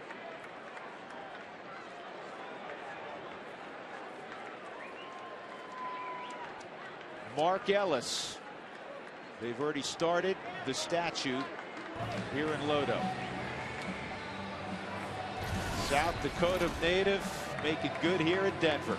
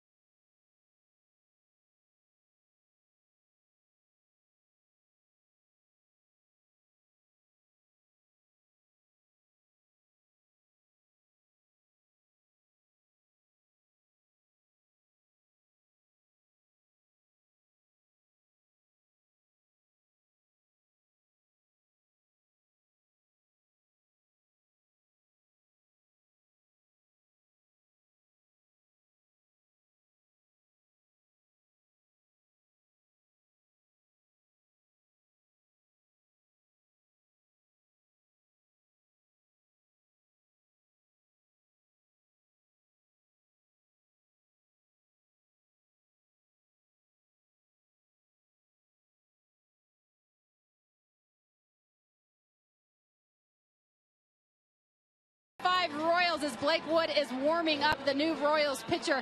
I tell you what, Mark Ellis has been so tremendous as a Colorado Rocky. That was his 88th career home run, 2 as a Rocky. Of course, the first one coming the other night. That is now 5 home runs, excuse me, against the club that originally drafted the Kansas City Royals. Good news is, guys, the most home runs he has ever hit against a National League team is against the San Francisco Giants. He currently has 3. Now, of course, he is playing in the same division. I talked to him earlier today. I said, you know what, we're going to continue to hound you as long as you continue to perform this well. He said, you know what, if I can hit 3 doubles in every single game, you guys can talk to me as often as you'd like. A huge home run here today for his brand new club. I think the Rockies are going to keep him, guys. He's had a huge impact in every one of his ball games. Now, you're not going to hit 600 for the whole year, but right now, enjoy it because he is locked in. Well, the umpire's meeting in the middle of the infield. What happened? A double switch made. Then the home plate umpire, Jim Reynolds, went over and was notified by Jim Tracy on something. And then now they're all converging. So hopefully we'll get an answer through our public relations department. Jim Tracy, a stickler for what goes on in a ball game. We'll see if it happens here. See what he may have caught, because Brian Pena came in to pitch, or excuse me, to catch, in a double switch with Blake Wood.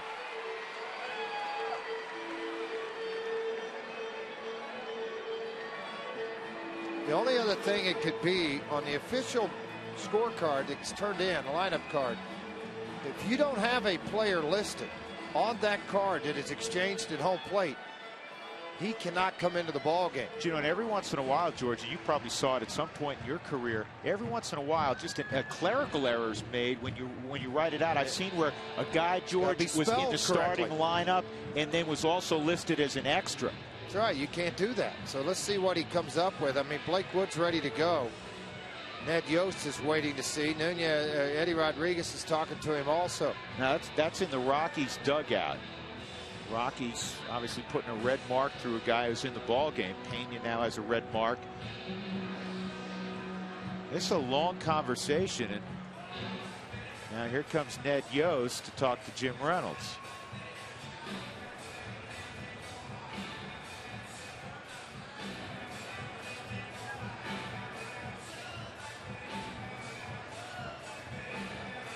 Ned Yost, you know, if you're wondering, hey, American League manager in a National League ballpark, Ned Yost managed the Milwaukee Brewers, so he was in the National League longer than he was in the American League. Well, he worked for Bobby Cox as a bench coach. Now you'll go over and talk to Tracy.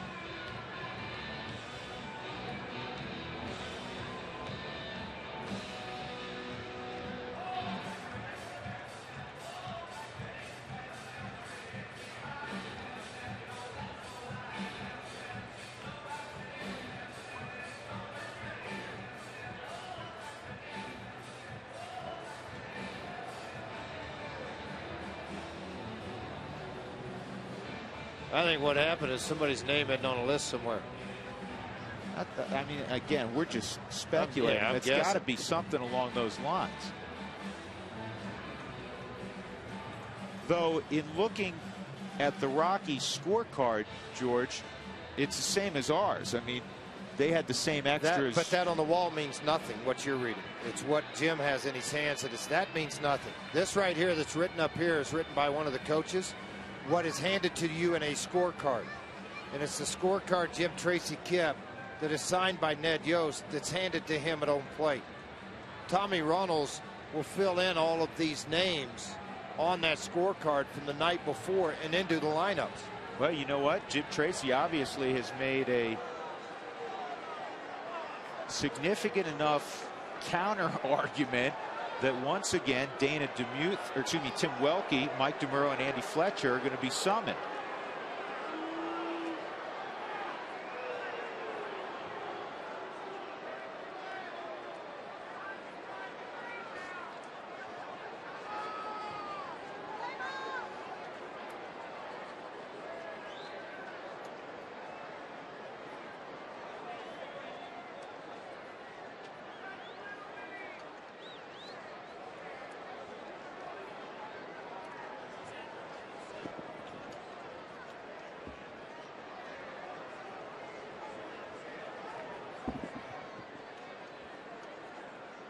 George, do you want to run down there and put a microphone on? I don't. On Tim Welke? No, I don't. But I guarantee you that the guy in that red hat in that group knows the rules. He's obviously seen something.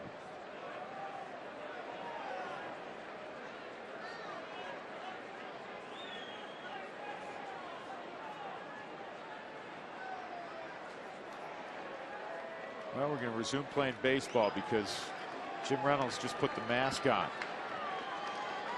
Folks, as soon as we know what this debate has been about, we'll let you know.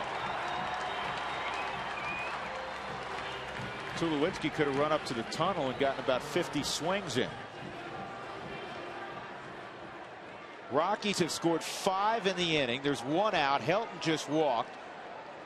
That was the end of the day for Fowler, Colorado native Luke Hochevar. Now Blake Wood's on to face all-star Troy Tulowitzki.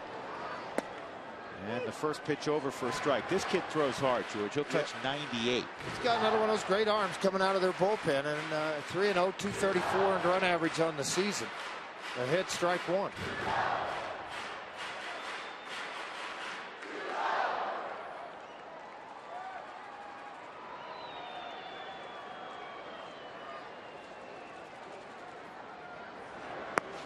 Outside, Brian Pena shifts out.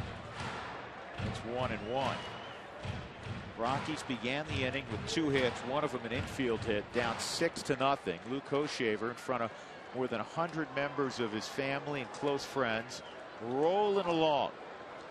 And now he's gone as was able to get just 1 out in the inning. That's inside, 2-1.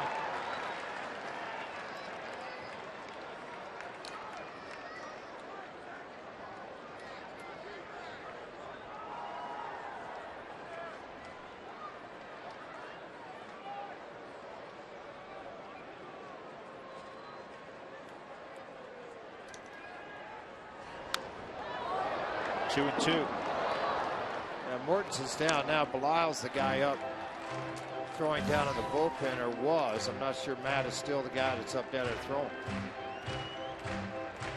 It is Mr. Belisle from Austin, Texas.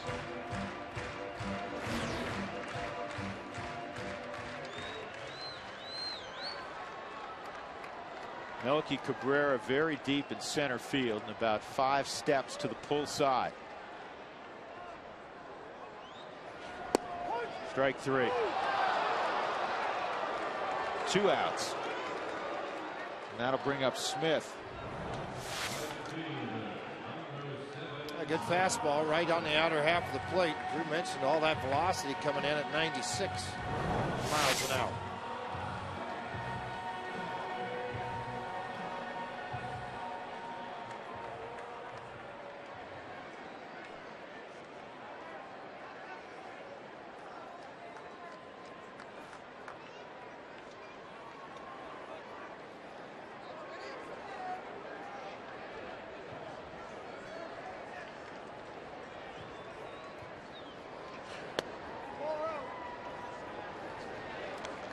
Smith takes ball 1.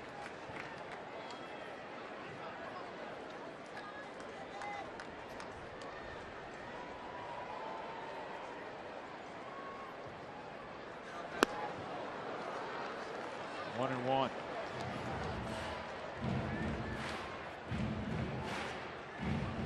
I'll tell you what, I mean, George, is there anything to, I mean, that was like a 10-minute delay, at least.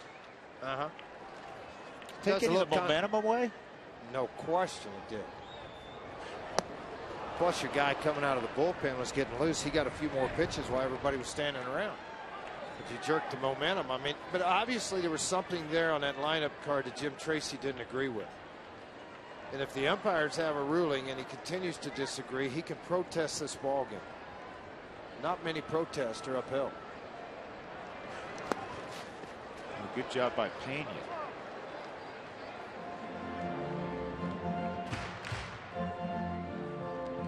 George, you look like Jean-Sebastien Giguère on that stop. I'm just looking at the big scoreboard. Seth Smith's picture out there. The George Washington hair. Yeah, well, yeah, look at that. Well, we'll have to show you at home.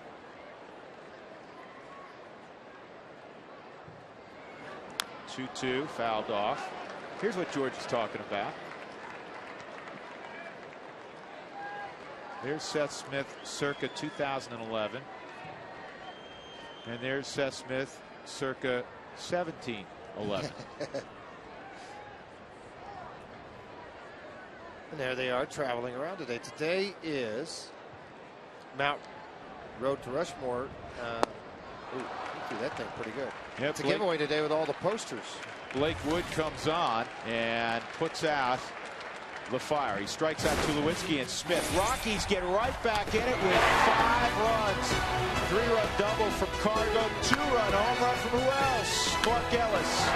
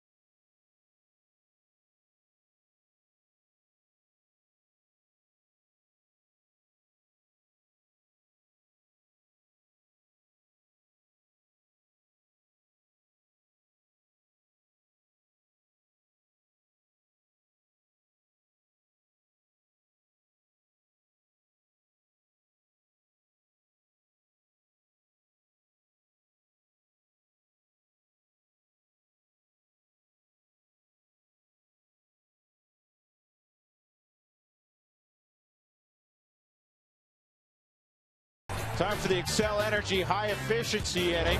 Brought to you by Excel Energy. Learn about energy efficiency and how to save energy and money in your home by visiting responsiblebynature.com. Eric Stoltz with a 1-2-3 fifth inning. He got the final out in the fourth inning after Jason Hamill got chased. The Rockies are back in this ball game. Ryan Spilborghs, who pinch hit and walked and would score on the double by Gonzalez, stays in for Seth Smith. And Matt Belisle's on here to throw the sixth inning. Mike Moustakas, Alcides Escobar, and Brian Pena, 7, 8, and 9 in the lineup for the Royals. That's a strike, 1-1. Toyota talk.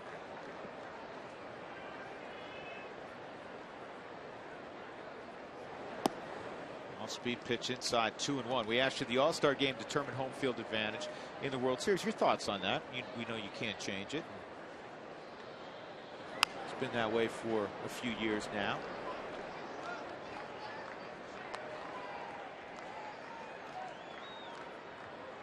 Moustakas a double. His last time up, an RBI double, just a second extra base hit.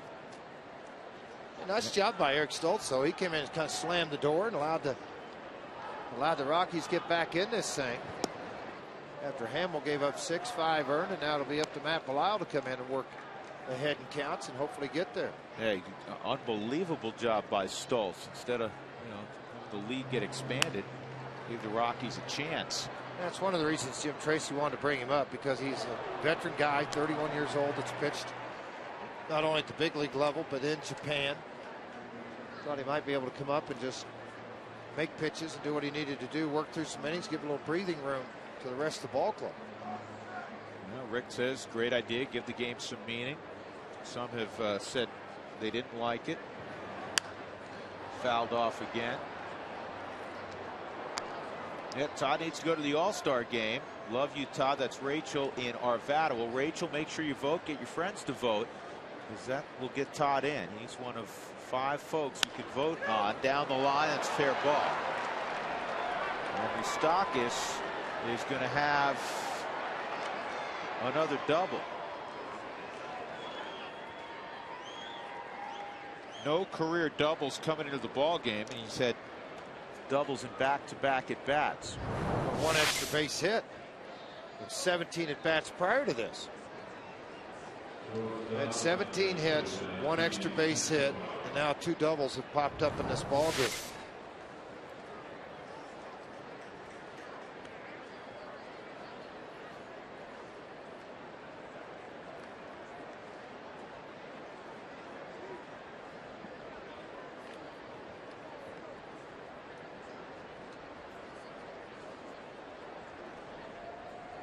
Alcides Escobar, pick plays on, and there's Johnny on the spot. Mark Ellis, the ball kicked off the body of Moustakas right to Ellis.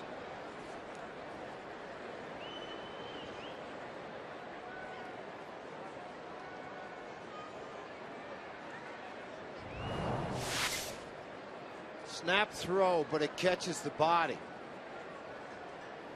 Make that throw a little bit higher, and obviously with all the efforts the Rockies have put in on this. 1-0.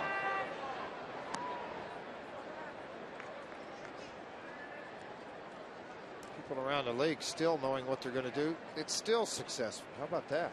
Escobar 171 with runners in scoring position this year. Good opportunity for a punch out if you get ahead of them. They have double switch now. And Hoshaver left the game, so the switch hitting catcher Pena, who's been hot, hitting over 300 the month of June and continued that hot streak in July.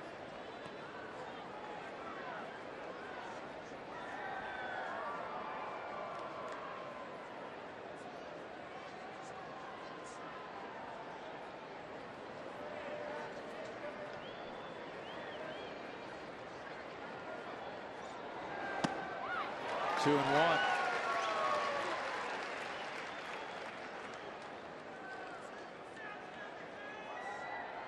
I love it when a hitter turns around and looks back and he says, "Is that a strike?" Nope, wasn't even close. You swung at a bad pitch.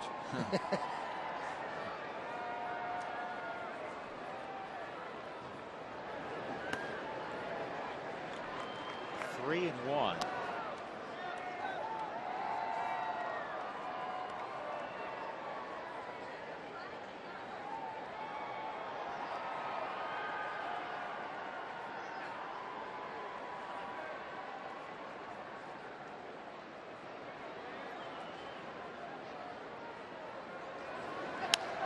To first and beyond Helton's reach. That's going to bring home the 7th run. Escobar flies into second. Back-to-back doubles. And it's 7-5. So Matt Belisle scuffling a little bit coming out of the pen here. That's been outstanding. Belisle has been one of the bright spots here. It looks like almost cutter spin that backed up. Inside out swing by Escobar, and you're not anticipating that on that pitch. It hits it down the right field line and trades places. I said that a couple of innings ago. It's not good when they start trading places everywhere. Now, since May 1st, this goes back quite a ways for Matt Belisle. A couple of months, a 138 earned run average, covering 26 innings, just 4 earned runs given up with 23 strikeouts and 6 walks. It's a pretty good run for Belisle.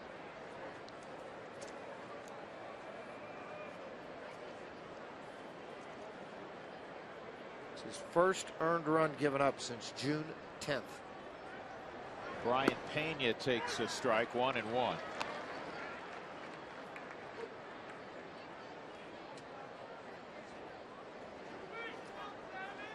Pena started yesterday 2 for 4, double and a single.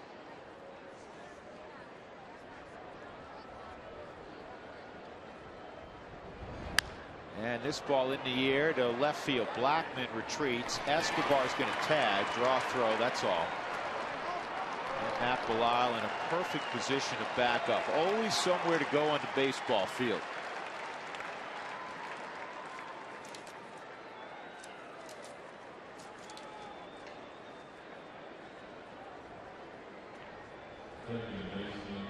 Always get in line with the throw coming from the outfield. And when this ball is completed, you'll see Matt Belisle. See him coast over to the third base side. He's going to get directly in line. And the other thing you need to do is give yourself some distance between who's receiving the throw and where you are.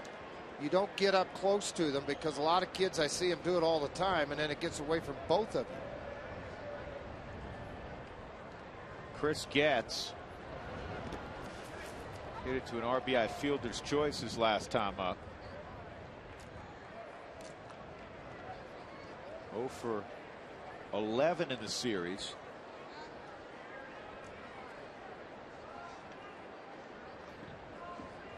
Royals hitting in the 6th.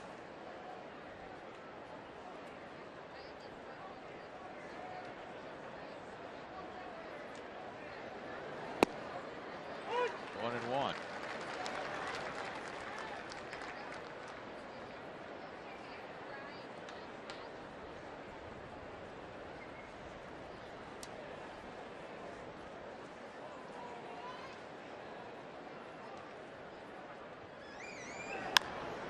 Bouncer over the head of Wigginton, and they're going to send Escobar.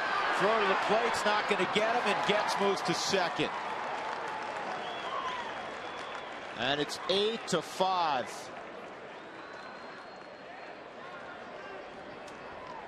Well, I tell you what, that whole discussion, it took 10-12 minutes on the field.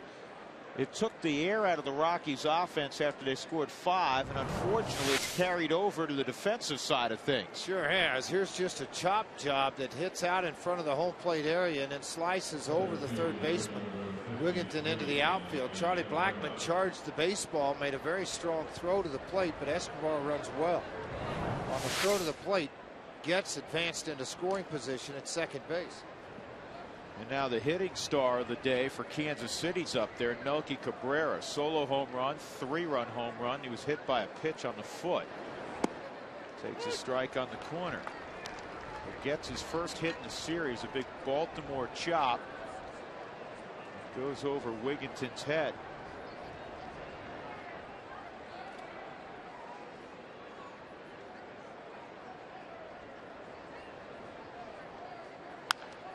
Down the third base line. It's going to get another run home.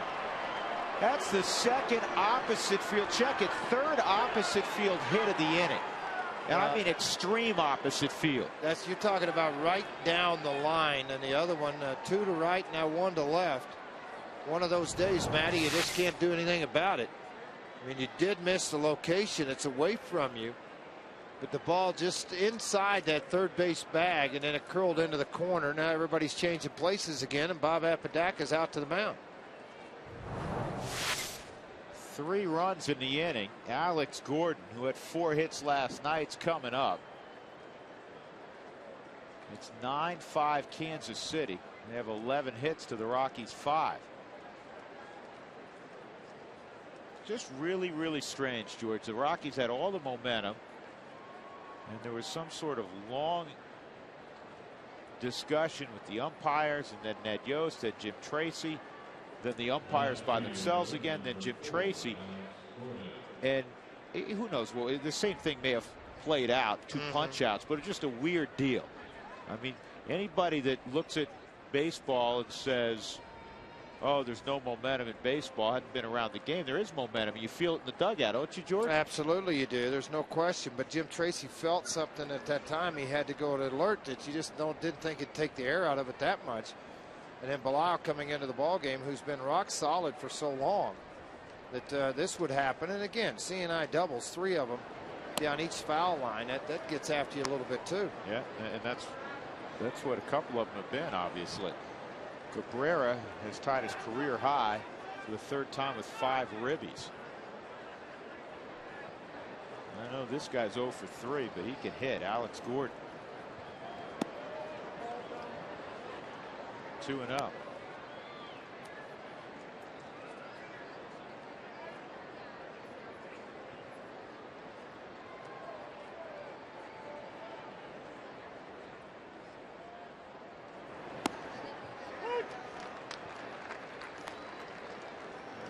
Comment about the fans voting. I think the fans deserve to vote, but it's a double-edged sword because you'd like all fans to be responsible, not just vote for their favorite player. Vote for the folks that are genuinely deserving. That just hit Gordon. And he's face down at home plate. Looked like got right on the ankle bone.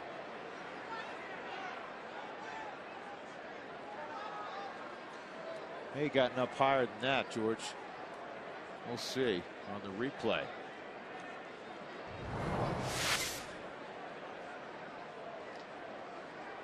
Slider, and it got him on the back knee, not the lead knee, the back knee. He raised that leg up, and then there was nowhere to go but take the shot, and he got it like a delayed reaction.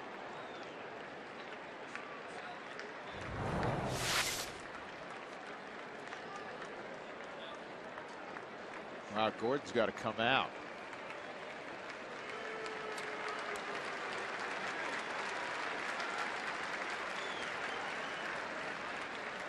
Gordon comes out, and Mitch Meyer will go in to run for him.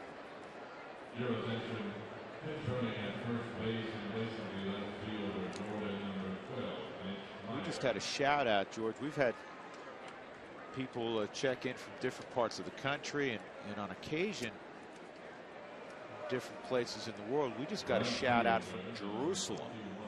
Somebody watching the ball game. Okay, what time is it in Jerusalem right now? I'm just asking. You know what? Maybe they can text in and let us know what time it is. Jim Armentrout's in the truck. He knows all the time zones.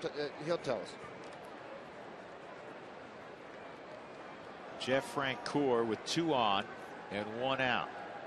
He's 1 for 3. And this ball's hammered. Left center field and deep, and it takes a hop off the top of the wall, which is a bad break. 2 runs will score. Had it gone over, Meyer would have had to stop at third. And the Rockies have given back everything they just gained. They had a 6-run deficit, and they got 5 to make it a 6-5 ball game. And now the Royals have just made it 11-5. Well, you won't see Matt Bilal get hit like this. Morton's going to get up and get going again. Blau coming into the game. That's a cutter right into the wheelhouse of Frank Gore, and he drives in his 50th runs of the season. That ball got out into the gap with just one out. They were off to the races. That's the fourth double of the inning. By the way, it's 12:15 a.m. in Jerusalem. Well, thanks for staying up late to watch this Rockies game. You're going to have to stay up later, though, to see the next rally for the Rockies.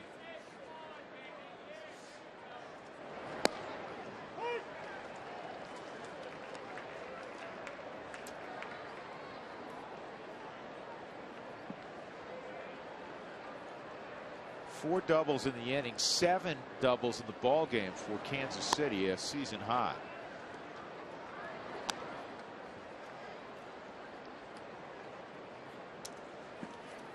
And we've seen some wild things occur over the years here at Coors Field, especially when it comes to high-scoring games.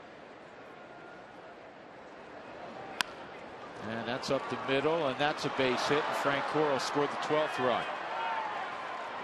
Eric Hosmer drives it in, and it's one of those days, a couple of bad breaks for Belisle, and then he's not missing any bats, though. Matt has been outstanding, as you said, since the first part of June till now. He hadn't given up a run. Yeah, all Jim Tracy can do is wait for the phone call from Mortensen to see that he's ready to come into the ball game to try to spell Belisle as he faces the 9th man here with just one out in the inning. May see somebody else go have a conversation with Matt. Well, maybe not.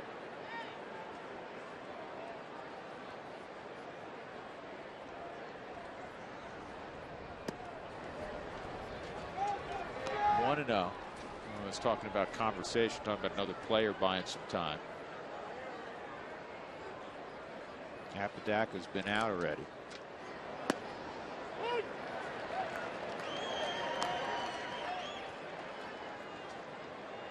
Rare at bat for Blake Wood. This will be his only at bat of the year.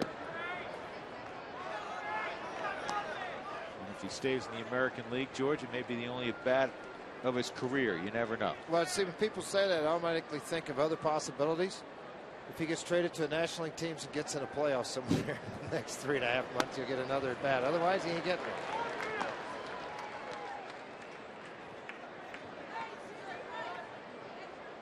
American League reliever, not likely.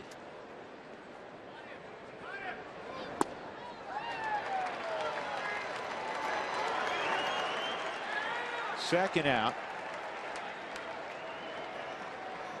10th man to come up in the inning, Mike Moustakas, who had a double down the right field line to begin this mess.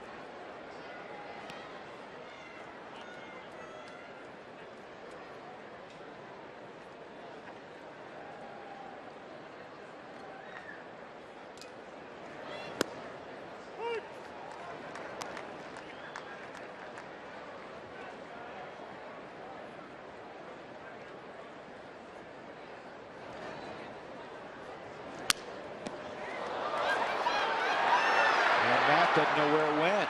He was looking up in the sky. It hit him in the foot.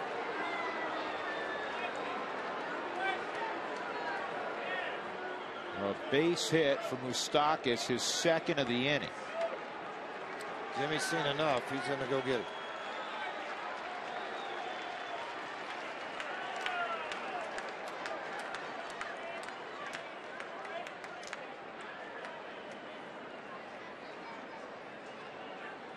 It's one of those days. Tough day at the office for 34. He's had a lot of good ones.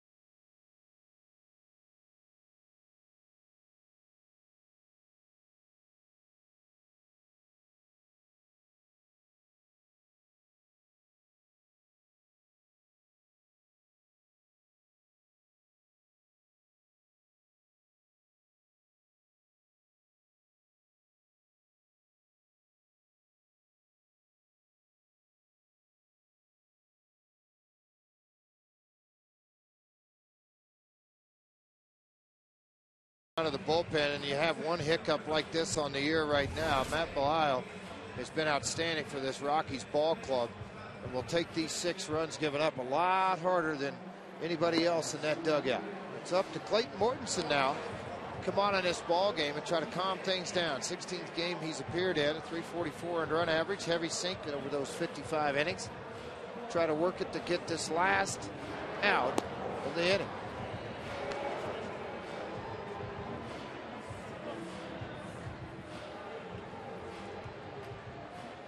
6 runs, 7 hits in the inning, and a hit batter.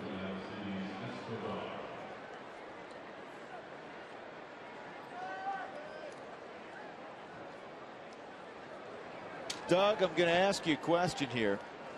Look up if the Rockies have ever overcome first a 6-run deficit and then a 7-run deficit in the same ball game. Trying to set the stage, George. Put the pieces in place. Yeah, sure, you got to. First things first, Mortensen has to get Escobar.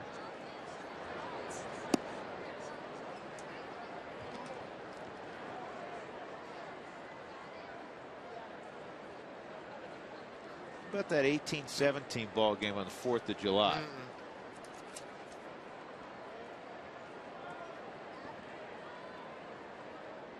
Rockies were down 5-0 in that ball game. Well, what about the Yankee game a few years, like 4 or 5 years ago? They were down, I think, 14-9 and won the game 19 to something.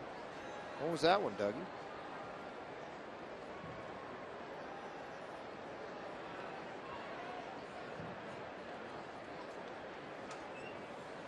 One count with 2 on and 2 outs.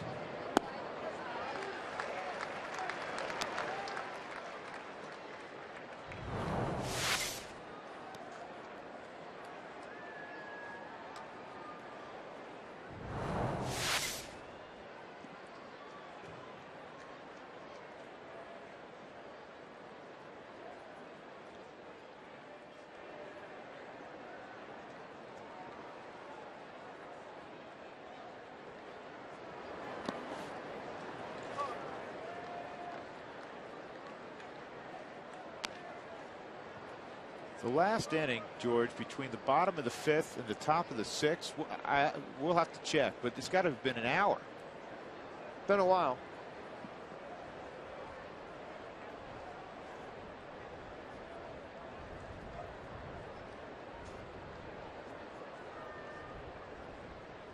Two. And this is a shallow fly ball that Cargo will get to.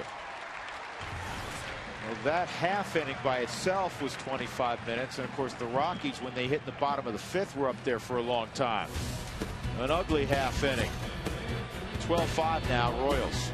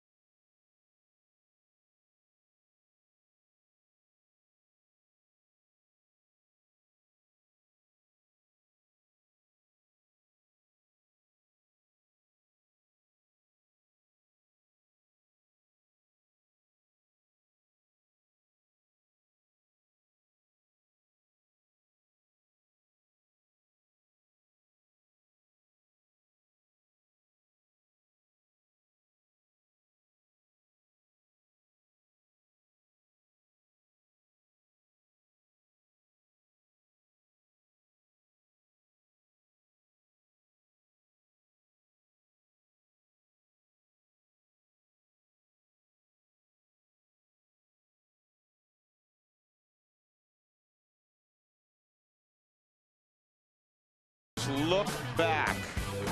They'll Melky Cabrera in the first inning against Jason Hamill hit one off the facade of the second deck. No problem. Solo home run. It's 1-0. Third inning, bigger problem. 2 on, and there's that guy again. Cabrera hits one just underneath the second deck. Now it's 4-0. Rockies were down 6-0. Cargo on a 3-0 pitch with the bases juiced. Unloads. 3-run double. And then Mark Ellis.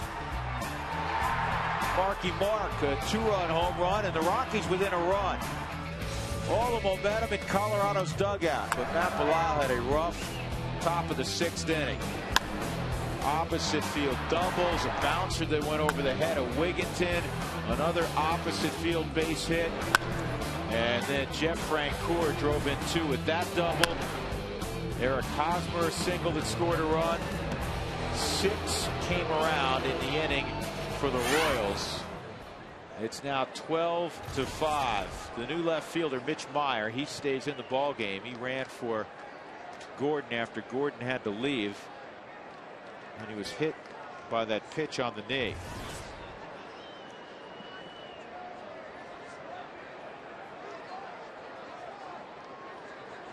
Ty Wigginton against Blake Wood. He takes ball 1. Rockies trailing by 7 runs.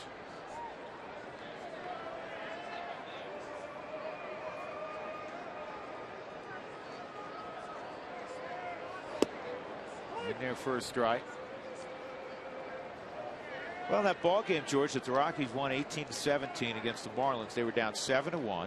They were down 13-4. They were down 17-11. So this is nothing. Piece of cake. Woods out there pitching to get the W in this game. Hochevar only win at 4 2/3 innings. Woods struck out Tulowitzki looking and Smith swinging last inning when the Rockies had Helton at first base. 3-1.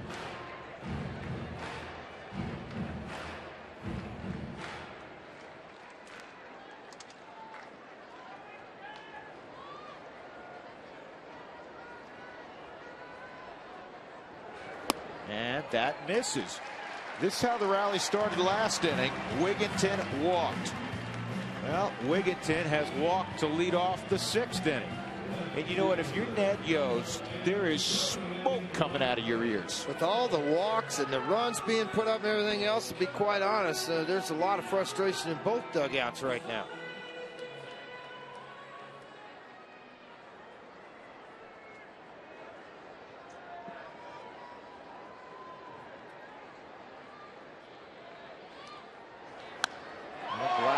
At the center field, pretty deep. Cabrera will reach up and make the catch right in front of the wall. The ball kept carrying, hit a little better than I thought it was. Matt Pagnozzi will come up with 1 out.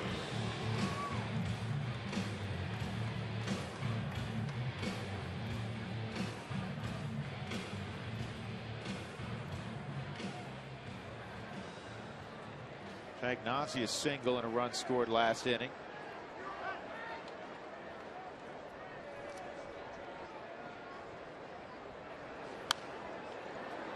Well, there's another ball game if you want hope. Rockies back in August of 2000 against the Giants were down 6-0, down 11-5, and they won 17-13.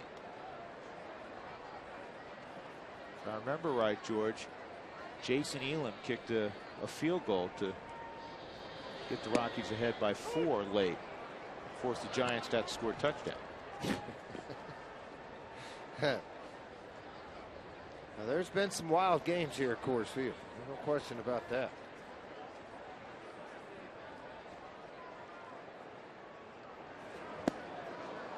Two outs. It's time now for the Coors Light freeze cam. Going back to the home runs hit by Cabrera. A couple of missed opportunities for location. Wanting the ball on the outer half. You can see the ball miss on the inside half. That was the solo shot. Then for the extra base hit here with the home run. See once again the location, almost the width of home plate. Wanting the ball away. The ball's inside. A 3-run home run in that swing of the bat. Brought to you by the Frost brewed Coors Light, the world's most refreshing beer.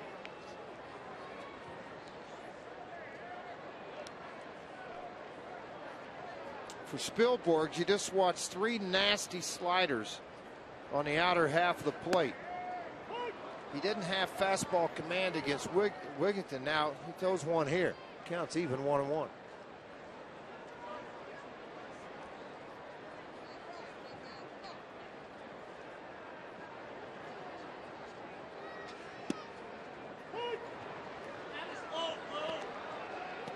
One and two.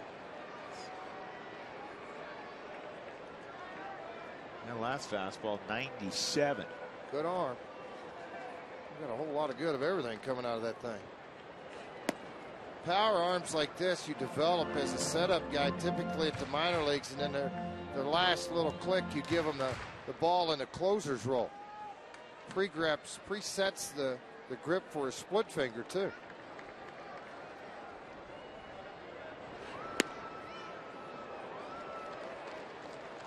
Three and two. And you're allowing the outfielders to know on a 3-2 count the runner's going to be moving. They're playing behind him. So nowhere to throw the baseball on a ball hitting the gap. Is that a popsicle? It is. And it's the last remnants of one. And you know what? He's going to enjoy every last little bite. Oh, 2 on with 2 outs. And here comes Carlos Gonzalez. This replay brought to you by the Colorado Lottery now through the end of the month. Replay every non-winning scratch tickets. The second chance drawn. Cargo on a 3-0 pitch. Got the Rockies back in it with 1 swing.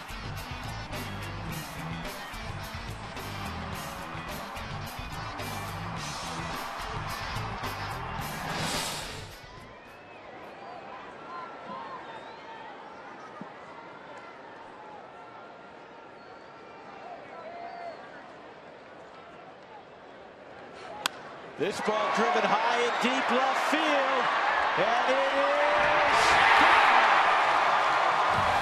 Carlos Gonzalez trying to get the Rockies back in it once again. Eat the ice cream, stand up and cheer at the same time. Gonzalez with a 6 RBI ball game, and the Rockies are getting close again. Oh, just go ahead and put on a show. Why not? Holy cow. 8 runs scored by the Rockies, down 4 now, 6 RBI. That's a career high in a ball game for Carlos Gonzalez. George, where's the calculator? What's the score? 12-8 now, right? 20 runs, 20 hits, and 2 errors. 1 by each team. The 6 RBIs, a career high for Cargo. 51 ribbies now for the Rockies center fielder. His 13th home run of the year. Can't tell you how large that was, George, because keep in mind, this is turning into one of those affairs we've seen on 20th and Blake, right? Oh, yeah, absolutely. Rockies have 10 outs still to work with. It's a lot of time.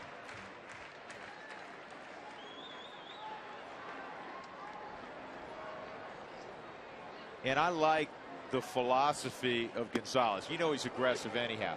You got a guy with a 98-mile-an-hour fastball. He's up by 7 runs. He ambushed him. He said, you know what? If it's in the zone, that first one, I'm firing at it. Well, he just walked 2 guys, too, so he's anticipating a fastball in that situation. Why not? 2-2 on Mark Ellis. He's turned into Albert Pujols since the trade from Oakland.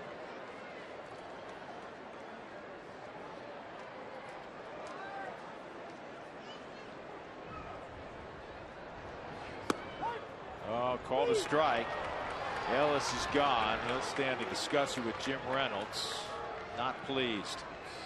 But Carlos Gonzalez has given the Rockies hope again. Got him in it in the 5th. May have got them back in it in the 6th with a 3-run bomb.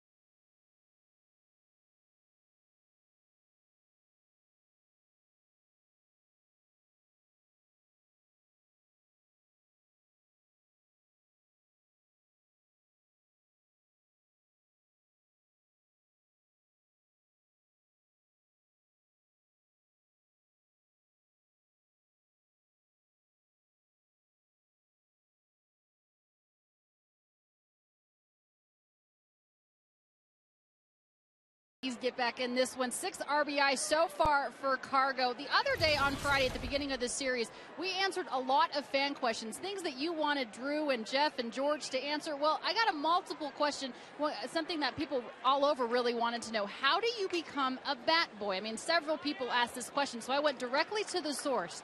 Keith Schultz is the director of clubhouse operations for the Colorado Rockies. He's been with the big club for 19 seasons. Basically, he says he looks for 18-year-olds that have at least a 3.0 GPA. The kicker is you have to be committed to 81 home games. You're responsible for cleaning the dugout every single inning, for making sure that the bats and balls are there, of course, for getting the pitchers their helmets and their jackets. He said the kicker is, though, it's a very difficult job to get because, as you might expect, once you get it, many people do not leave. I like the 3.0 GPA, though, guys, because Keith Schultz wants his people in the clubhouse to be successful in school and also to be successful on the job. You have to take it very seriously. It's a good job to get, but a very tough one to get as well. So hopefully for all those fans out there, that answers your question.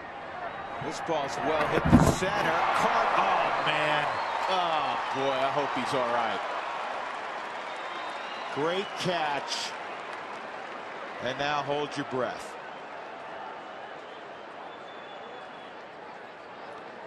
And there's Doogie in a dead sprint to center field.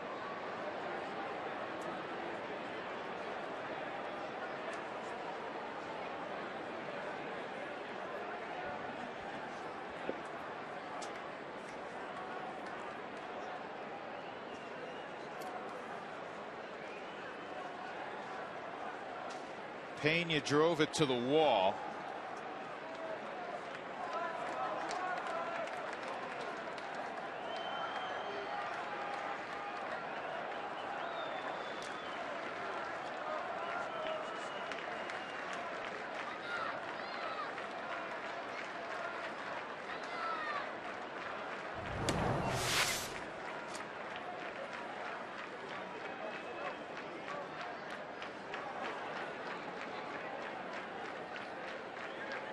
It's the right wrist.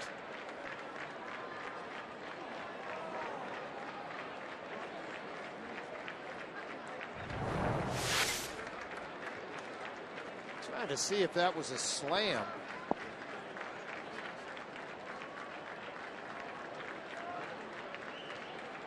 He's pointing right on that right wrist, wherever Drew talked about, right on the outside of it.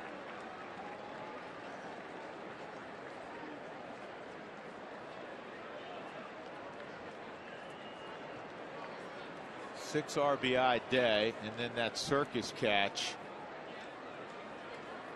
And if it costs Carlos Gonzalez any time, he wished that ball went off the wall and he just fielded the carom.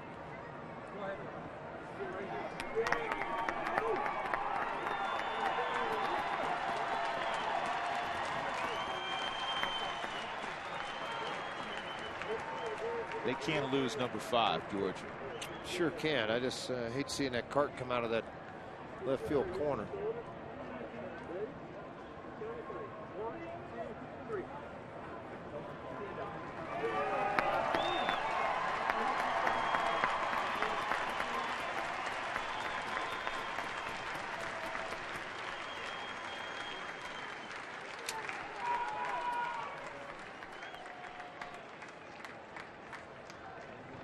Tested grip strength.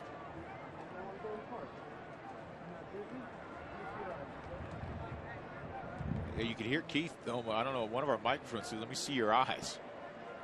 Checking next, too. He wants to see when he slammed into that wall what happened. He's staying in.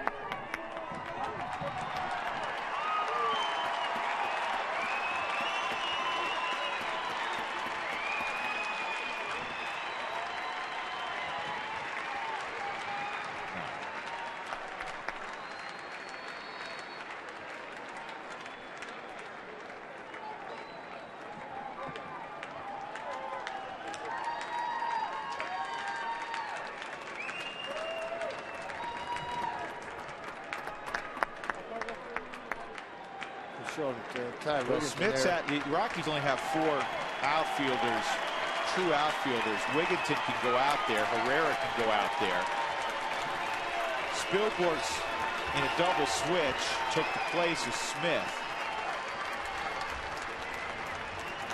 Johnny Herrera's into the ball game. Wigginton's going to go to right field, Herrera to third, and Spilborghs will go to center. Gonzalez is going to go to the hospital for an X-ray.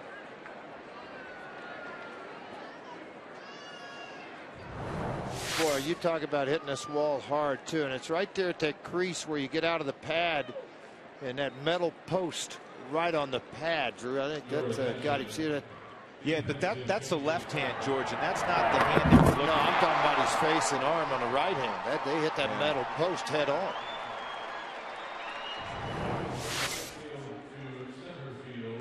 So there's Wigginton. He's out in right field.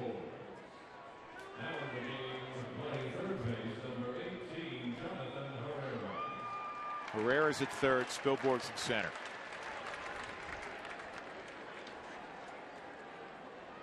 One out. Chris Getz. So talking about right here where this is all connected, right here is a metal beam that's 4x4. Right on that corner.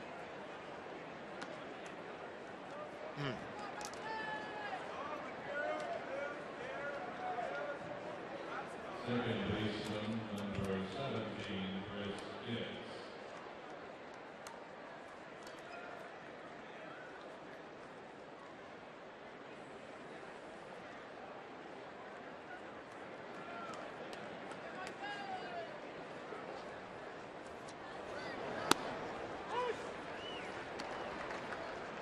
Oh, and 1 on Getz.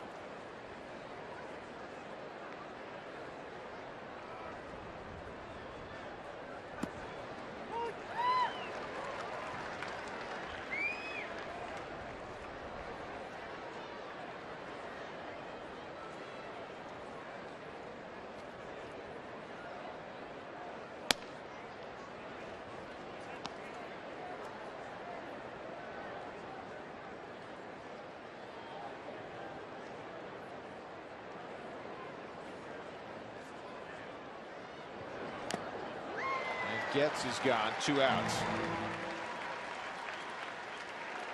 Let's check in with Alana Rizzo. Alana? Well, guys, basically talking to some fans over here in the area where Carlos Gonzalez hit the wall in center field. They basically said, as you said, he was going full speed, absolutely sacrificing his body. He was looking back, trying to catch the baseball, didn't have any cushion between himself and the wall. It almost appeared to these fans here that he kind of, curled himself in, hitting the right side of his face, his chest area, and kind of curling in his arm. So obviously, I certainly don't know exactly what happened to Cargo, but certainly no cushion over here as he was going for that baseball, giving no regard to his body as he crashed into the wall. So certainly we'll see what happens with Cargo, guys. Well, at least based on what we were watching with Keith Duggar, they were checking the right wrist area, hand, etc. And then at the very end, he was wanted to see Carlos's eyes.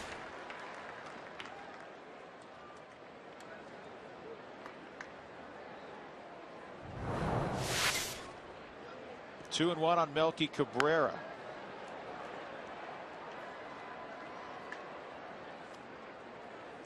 (12-8), top of 7. Rockies with all 8 runs in their last 2 innings, and Gonzalez is now on the way to the hospital for X-rays, we assume. Has driven in 6 of those 8. Cabrera has 5 RBIs for Kansas City.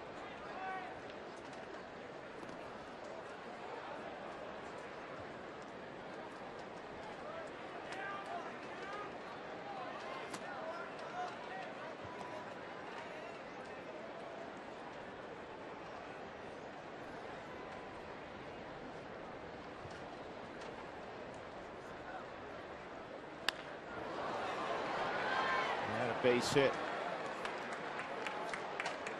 4th hit of the ball game. Also, Cabrera's been hit by a pitch, so he's had a career day. Single, double, 2 home runs, and the hit batter in the 4th. Mitch Meyer up for the first time. He came in the ball game for Alex Gordon, who was hit by a pitch and couldn't continue. He got hit on the knee. It's turned into a costly ball game. Very costly ball game.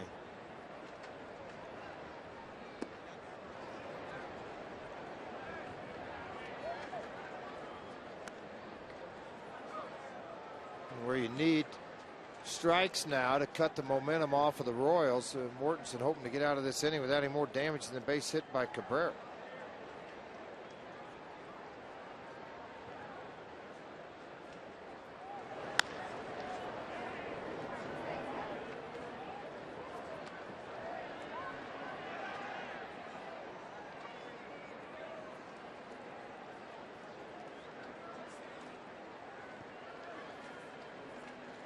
Fourth time Melky Cabrera has had 4 hits in a ball game. He's never had 5. 1-1 on Mitch Meyer. Mortensen, the 4th pitcher used today by Jim Tracy. Hamill started. He went 3 2/3, gave up 6 runs, 5 earned, 7 hits, walked 1, struck out 3.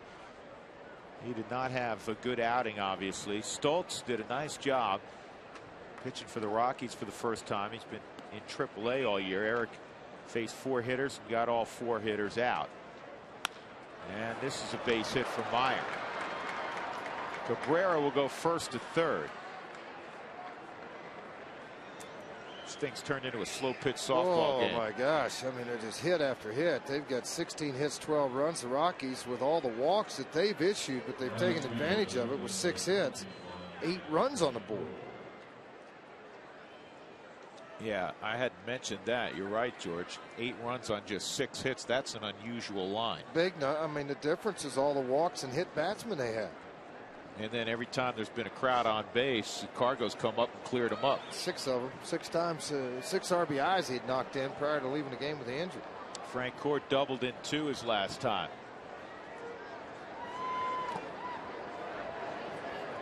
Had a long, interesting conversation with Jeff before the ball game. He's a great conversationalist. He's had 100 RBI seasons, first couple of years with Atlanta, and he said, you know, I'm still learning. I'm still trying to get better every day. And he's learned patience. I mean, he used to be the biggest free swinger in the game, and he said it's really helped him. This guy's working counts now. That's off the end of the bat. Now he can really run, and no chance for Ellis, and a run scores. It's now 13-8. That had a lot of English on it. And you got Francoeur, who can get up the line. 3rd RBI of the game for Francoeur. He now has 51 on the season. I guess you take him any way you can. Ball not hit hard again. They still have first and second. See a ball cue-balled, as we would say, up that first base area, and as he tried to barehand it, not able to hang on to the baseball.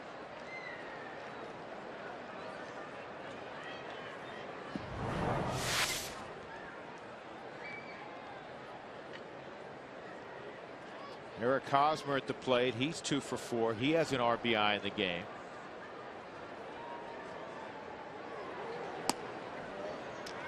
The scorebook, George, now looks like a coloring book. Well, there's a lot of squares you don't want on there. Yeah. I'll tell you that. Yeah, too many colored in. Particularly from the Kansas City side of things. Hosmer hits it high and deep to right center field. And this one's going to get on out of here. His 6th of the year. That's a 3-run shot, and it's now 16-8.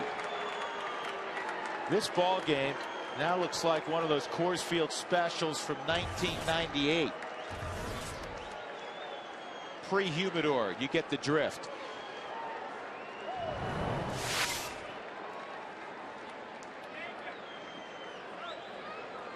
That's the most runs in a ball game by far for the Royals this year. Their previous high was 11. Yeah, Billy Butler's going to come up and swing the bat too. His normal DH. Now this is the pitcher spot.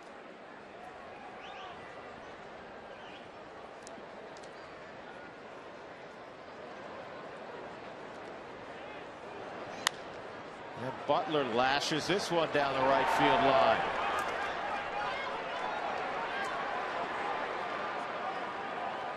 Tell you what, we've seen Mark Ellis swing the bat. We might not be too far from seeing Mark Ellis make his Rockies debut on the hill. Oh boy, not fun days coming out of the bullpen, giving up 10 runs. I can tell you that. trying to work through this mess. Bob Apodaca is going to go out and visit.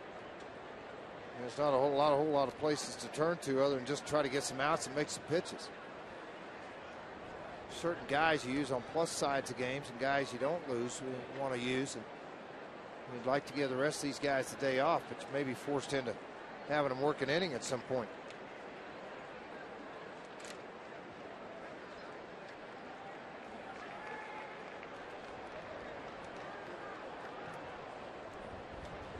Butler at second, and Moustakas is up. All of this with 2 outs, by the way.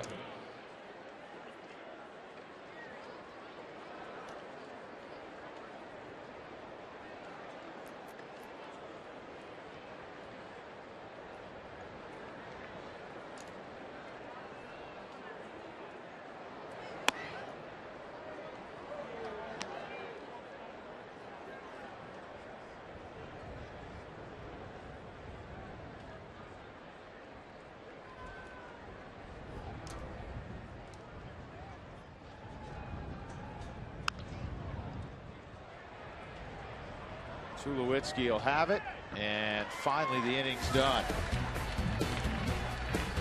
4 runs for the Royals in the inning. 16-8 they lead.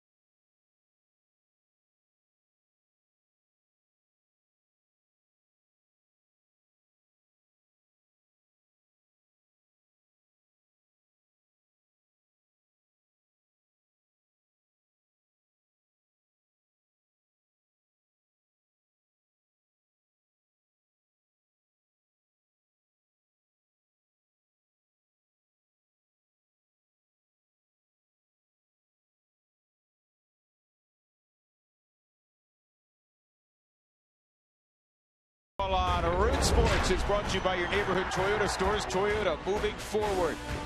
By Comcast, advertise your business locally on the networks people watch. Go to ComcastSpotlight.com. And by AT&T, the nation's fastest mobile broadband network.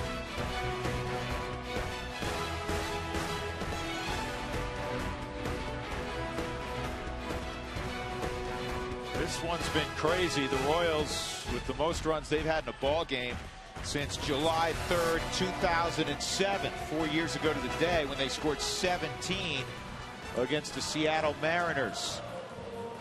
Rockies just can't get outs today. It's that simple. Belisle had his worst half inning, maybe of his career.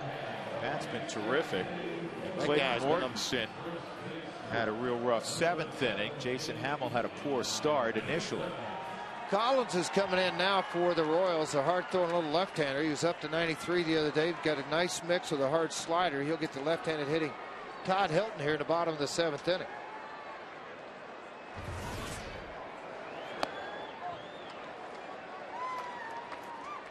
First pitch in there for a strike to Todd. 0 for 2 and a walk.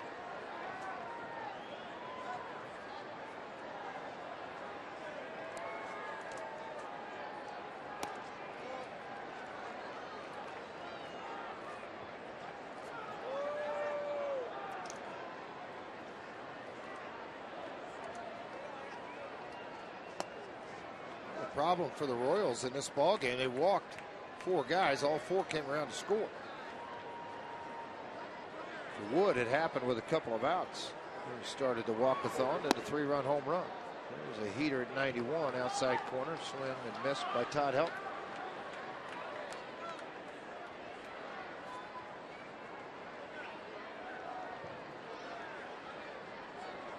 Ooh, the aliens are here. You saw the UFO earlier, didn't you, George? 2-2 on Helton, 3-2. Tell you the other thing that drive Ned Yost crazy. Watching a game when you got an 8-run lead and you're throwing breaking balls that are hanging in the air when you're painting your fastball. And then you have a leadoff walk. You got to be kidding me. With an 8-run lead. That's what happened to Wood last inning. No one's going to put this game in a time capsule and send it out. No, this is not one you want to be hanging out around. Time for the Coors Light Cold Hard Blast. Mark Ellis, 2-run shot. At the time, this got the Rockies within a run to 6-5.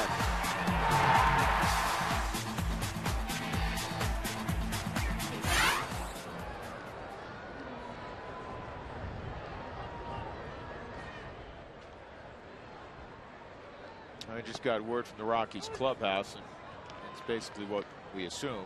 Carlos Gonzalez on his way to a local hospital to get x-rays on his right wrist.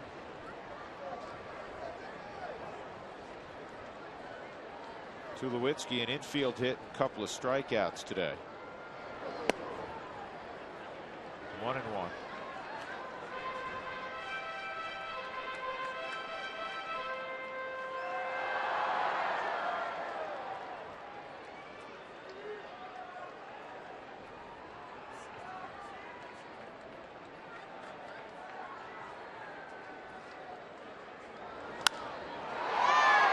Center field.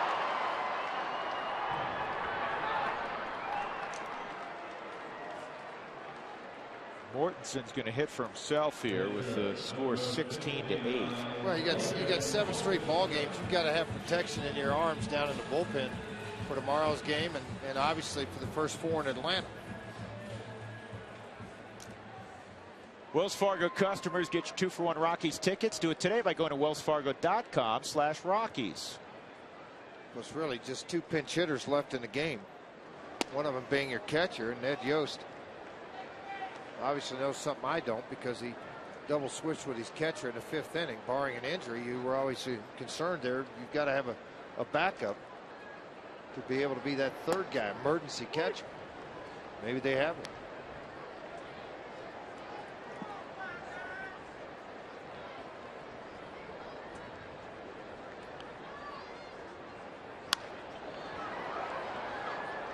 The guy you can think of is maybe, Beteme's a pretty versatile guy.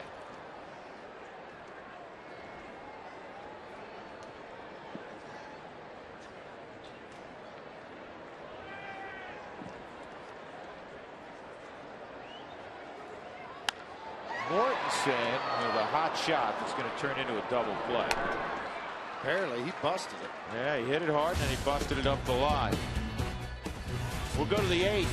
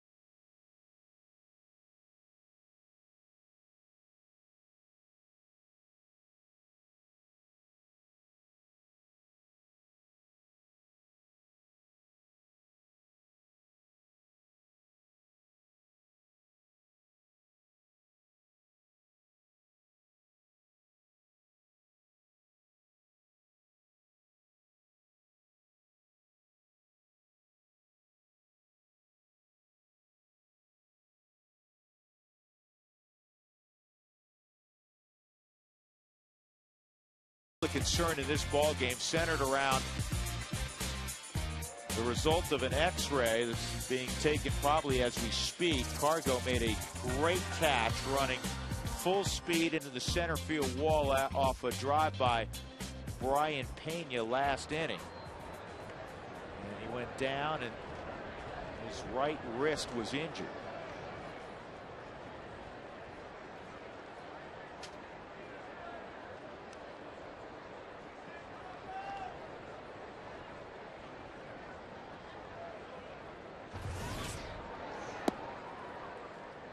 Pitch low, ball one on Alcides Escobar. He has a couple of doubles in this game. Every person in the Royals lineup has scored a run, save the pitchers. Ellis makes the catch, one out. Catcher number 27, Ryan Pena.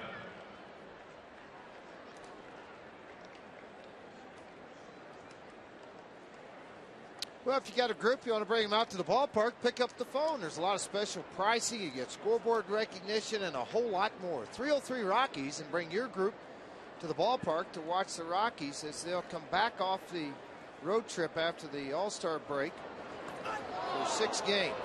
And it just gets drilled in the lake.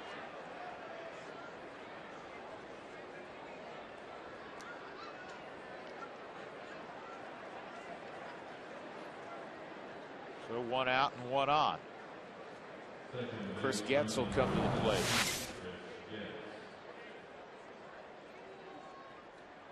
Oh, shot on that fastball.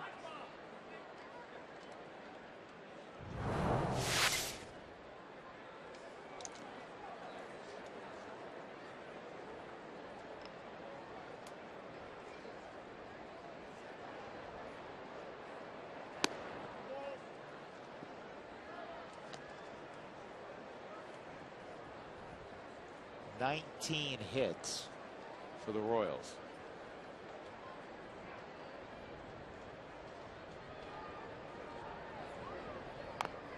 Rockies coming into the series on pace to lower their all-time ERA for a single season. It was below 4 last year. It finished around 4.1. The ERA's taken a bruising today. And that's going to be another hit. It's going to be another extra base hit in all likelihood. As Getz can fly. Whoa! Pena stopped between second and third. Getz almost ran up his back, so it's not an extra base hit. Getz almost tagged him. Could have handed him the baton. Well, let's see what Charlie did on this. Getz going to make the turn right here and head up into second base, and I had to put those brakes on and head on back.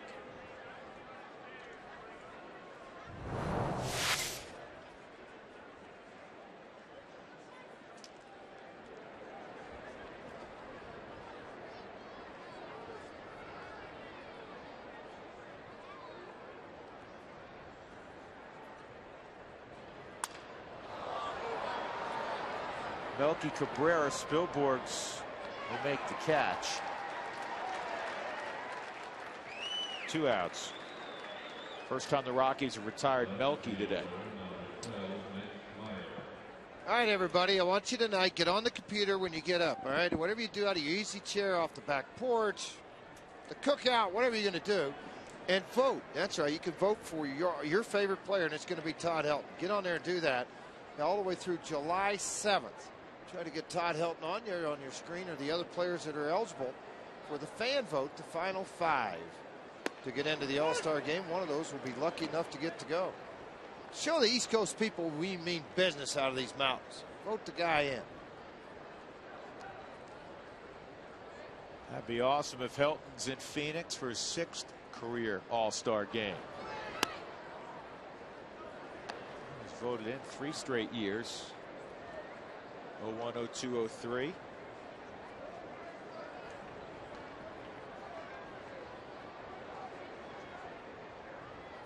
Kansas City 20 hits in the ball game. That's the first time since July 9th, 2005 against the Twinkies.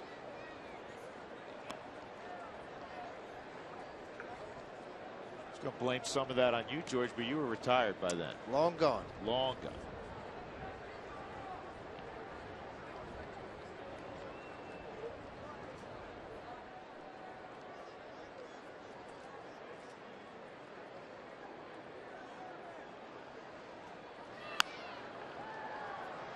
That's out of play down the left field line.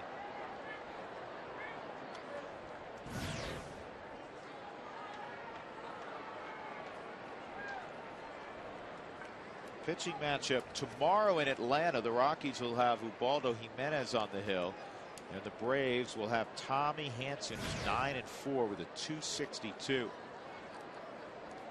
That's a return to the scene for Ubaldo, George. That should be a good time, obviously, to go back in there, and you're trying to help your ball club win some games. And you got some great pitching matchups in Atlanta.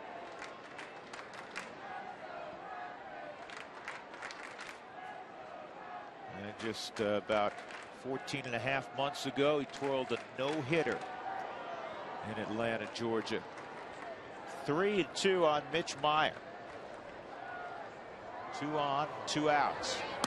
Ball 4. Now they're loaded up for Jeff Francoeur, who's already driven in 3 in the ball game. This is one of those ones where you just got to wear it, George. Yeah, you do. Bullpen.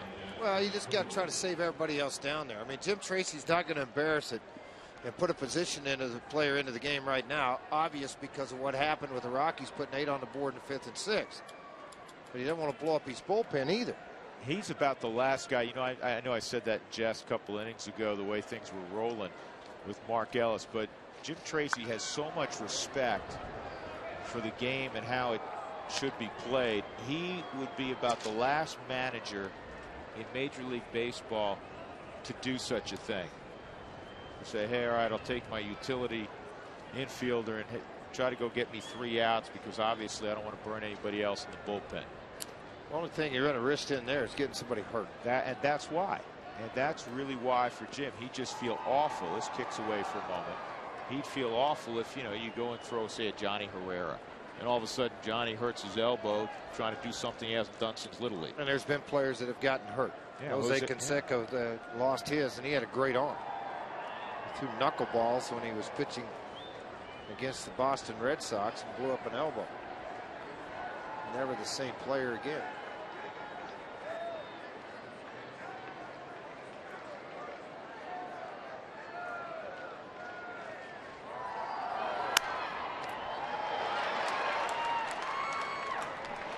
Nice job as Mortensen gets Francoeur 16-8 in Levate.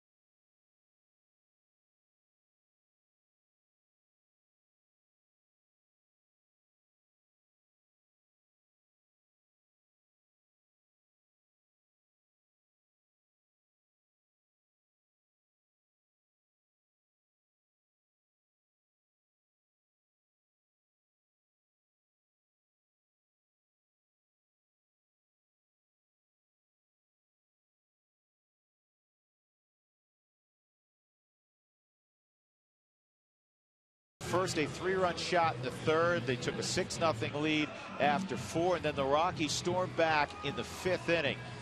3-run double from Carlos Gonzalez, a 2-run home run from Ellis. The only problem is the Royals got 6 in the 6th inning. Rockies, we get a 3-run home run from Cargo in the bottom of the 6th, but more problems in the 7th inning as Mortensen gave up 4 runs. Lewis Coleman's in the ball game now for Kansas City, and he'll face Ty Wigginton. Wigginton's always leading off, George. Rockies have rallied each of the last couple of times he's led off. With a walk, I might add. Yeah. So he's 0 for 1 officially, though he scored a couple of runs.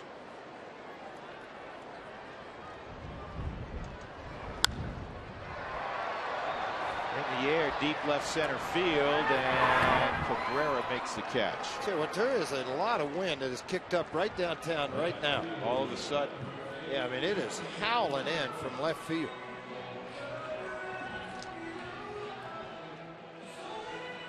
Well, how far did it travel? It's brought to you by AAA Travel. Relax, we take care of you. Carlos Gonzalez, an opposite field bomb, 350 feet, just far enough. Got the Rockies to 12-8. It's now 16-8. Charlie Blackmon, dust flying everywhere, takes ball 1. Scoreboard around baseball. Reds beat the Indians 7-5 to go a game over 500. Orioles edge the Braves at Turner Field 5-4. That's fouled off. Mark Reynolds hit his 18th for Baltimore. Red Sox edged the Astros 2-1. They scored what turned out to be the winning run on a bases loaded walk. Beckett gets the win. He's 7-3. Papelbon his 17th save. Cubs beat the White Sox 3-1 to salvage 1 of 3 at Wrigley against their crosstown rivals. Hosmer will run to the bag, 2 outs. Ramirez is 12th in that ball game for Chicago. Mets intent salvage 1 of 3 from the Yankees, 3-2. Well, the Rockies got help today from the Tigers. Finally, they went 6-3 over the Giants. I'm looking out in the Rockies bullpen. Chris Iannetta's getting his arm loose in case they have to pinch hit, pinch run. He's throwing with Lindstrom. It's like they're playing burnout.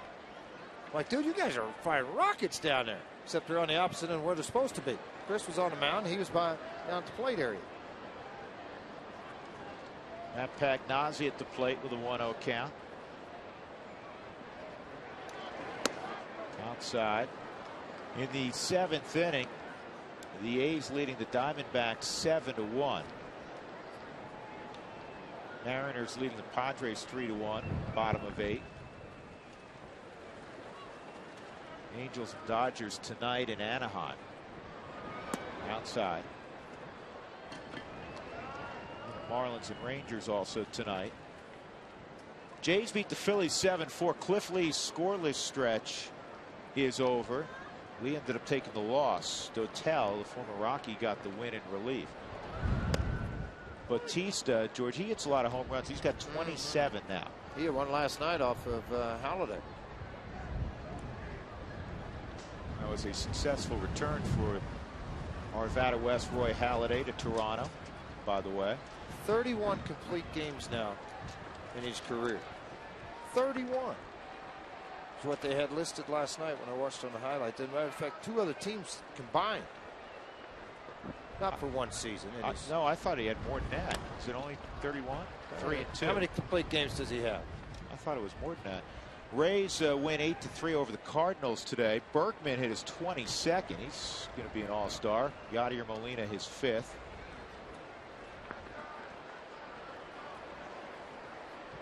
Twins beat the Brewers 9-7.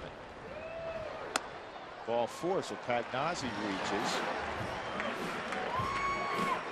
Ricky Weeks hit his 15th from Milwaukee. Jim Thome hit another home run, his 6th. He's closing in on 600 home runs in his career. I think that was his 595th for Thome.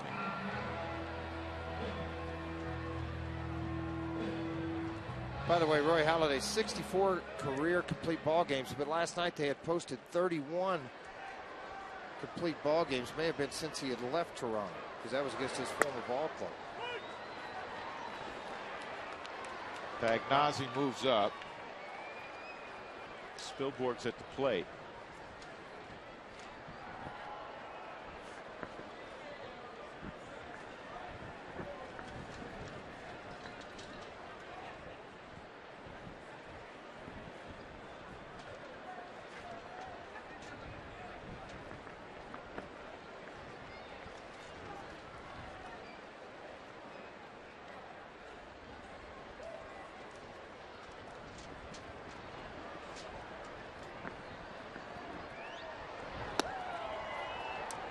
Two-strike count on Ryan.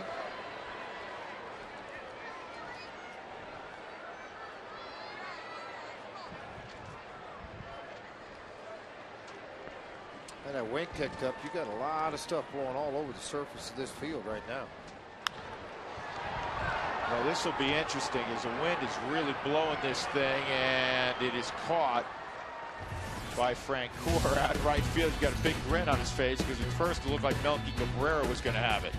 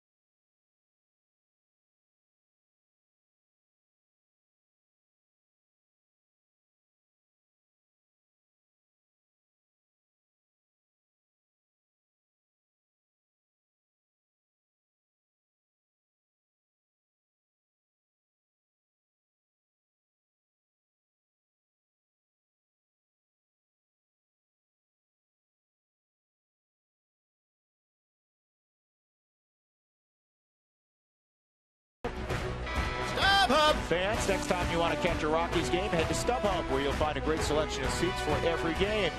By Wells Fargo. Wells Fargo customers visit wellsfargo.com/Rockies for 2-for-1 club level seats. And by Southwest Airlines, new Rapid Rewards, unlimited reward seats, and no blackout dates. Crazy ball game at Coors Field. The Rockies on the wrong end as we go to the ninth inning, 16-8. Coming up after the ball game, the Toyota post-game show. Here's a preview with Tom Helmer. Tom? Drew, we'll talk about the Milky Way. Melky Cabrera, 4 hits, drives in 5 runs. Big offensive day for him and really the rest of the Royals for that matter. We'll also have an update on Carlos Gonzalez. We know that he was taken to the hospital for precautionary x-rays. Hopefully we'll have the results of those after the game. And we'll check in with Jim Tracy and get his thoughts about what occurred today out on the field. Guys? All right, Tom, we appreciate it. The Rockies in one of those situations where they're trying to get some guys off their feet. So Chris Iannetta, who's played third base in the big leagues before, if you're wondering, will play the ninth inning at third. He takes ground balls there all the time. Johnny Herrera's at short. Tulowitzki checks out. And Helton checks out. Jason Giambi will play first here in the ninth inning.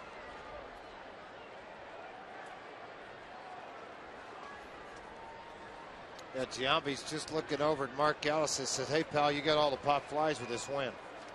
You're on your own.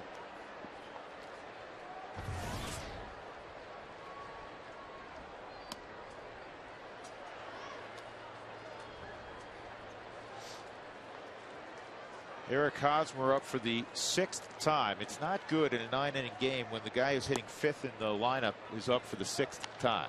No, it is not. It's okay if it's the 13th inning and he's up for the 6th time, but not in 9.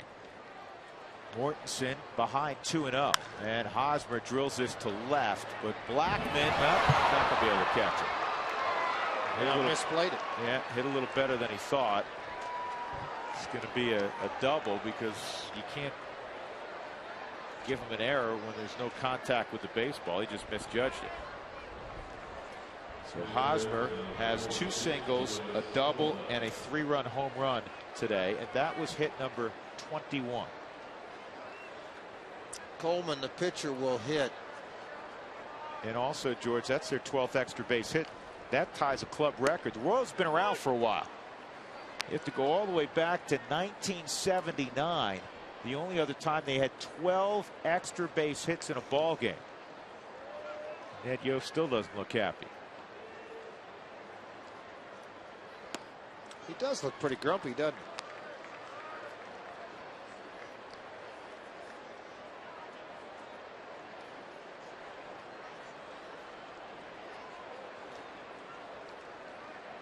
Oh, 2 on Coleman.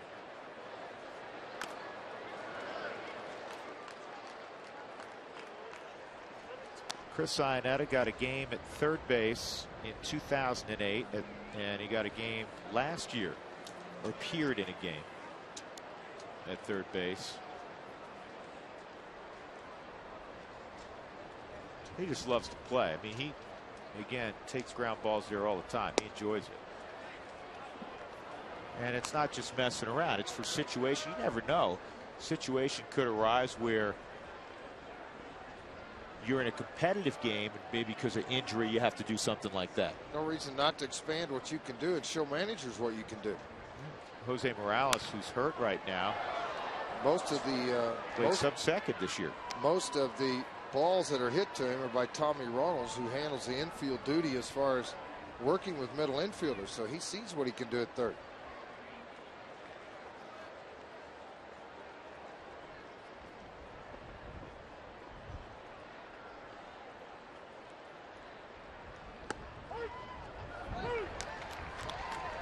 One out.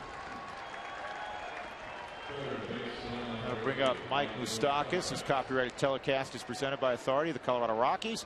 It may not be reproduced, retransmitted in any form. The accounts and descriptions of the ball game may not be disseminated without the express written consent of the Colorado Rockies.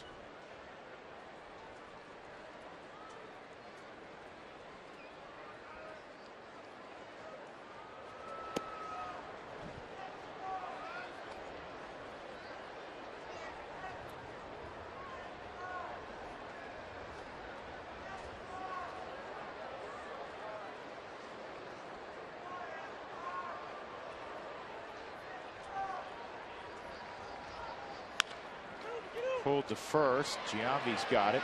2 outs.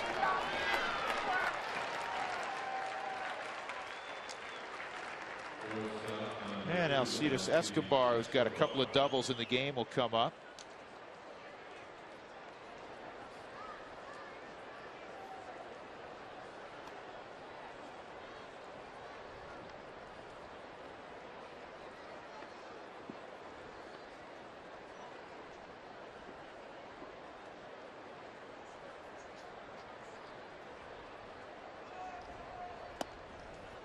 Changeup's high, ball 1.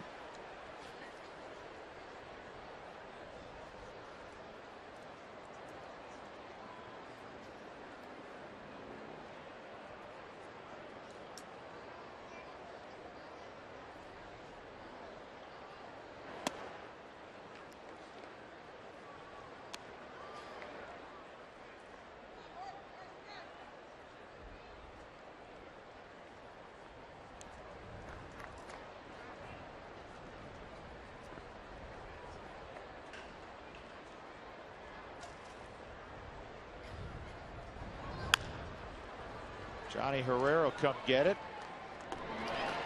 Good play by Johnny, and that's the end of the 9th inning. 16-8 the score as we go to the bottom of the 9th at Coors Field.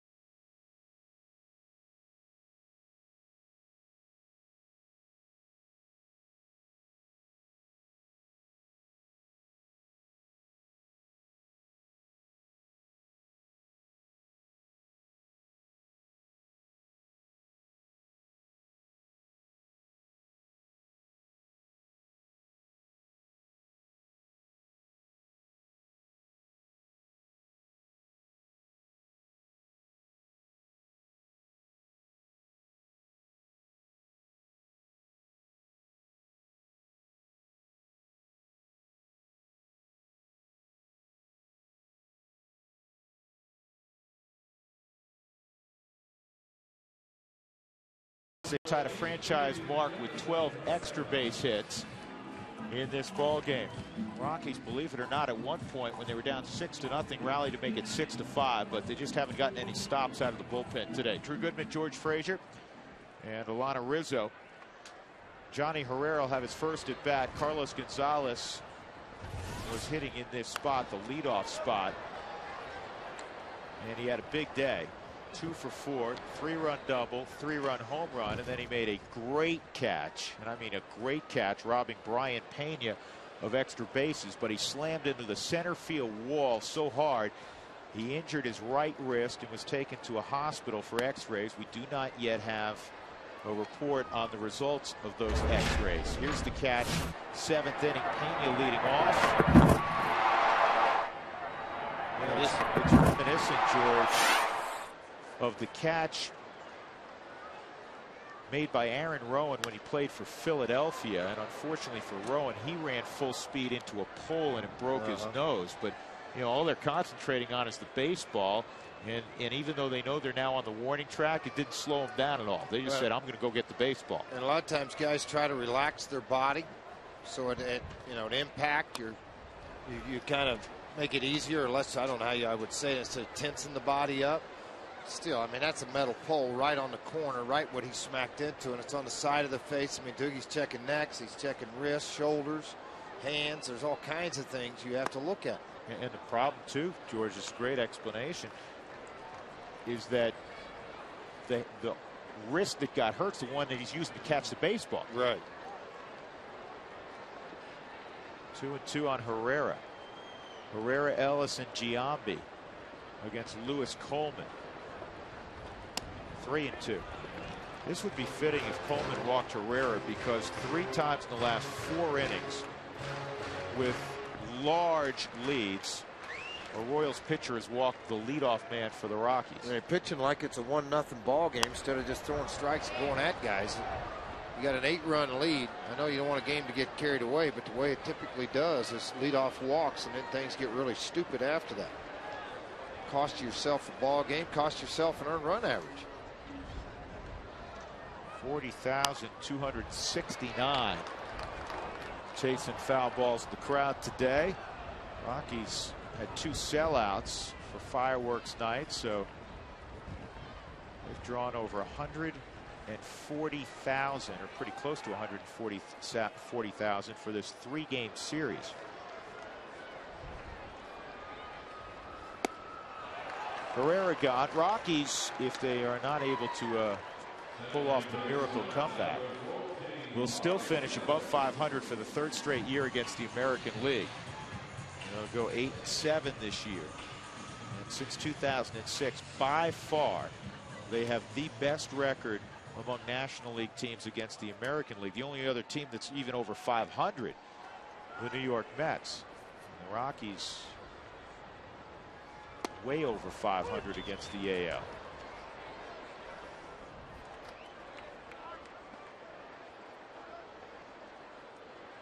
Go 56-37 since 06. 19 games over. 1-1 count on Mark Ellis. Well, it hasn't been a 3-hit day for Mark, but he does have one. It was a big one, a 2-run home run, and this one is, what a play by Escobar, but a wild throw. That'll be a hit for Ellis.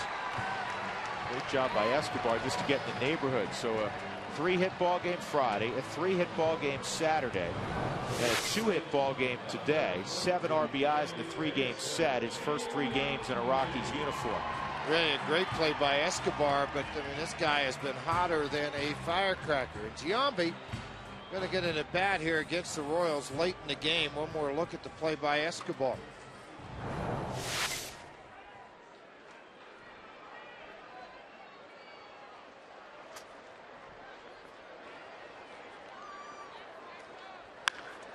And Giambi under the glove of Hosmer. Ellis will go to 3rd, and Giambi's going to go to 2nd.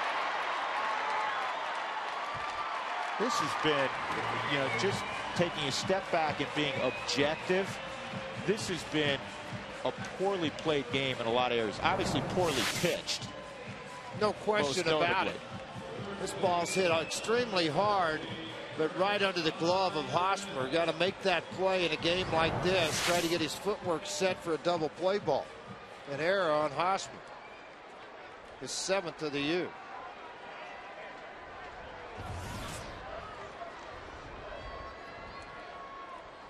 Iannetta a chance after a 3-for-3 night yesterday.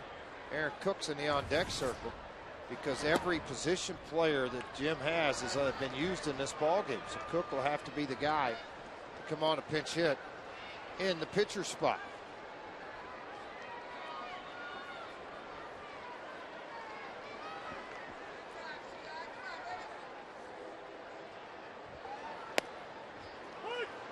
One and one.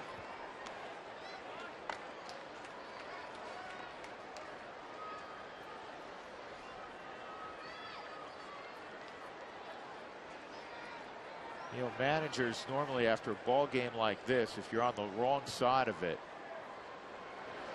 their refrain would be something along the lines of, I'm glad we got that one over and we didn't get anybody hurt. Unfortunately, in this particular case, the Rockies did get somebody hurt. And now you just hope it was not serious, just a bruise type of thing to Carlos Gonzalez, and he'll be just fine.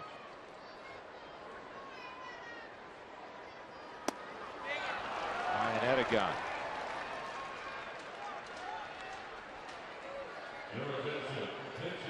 Two outs.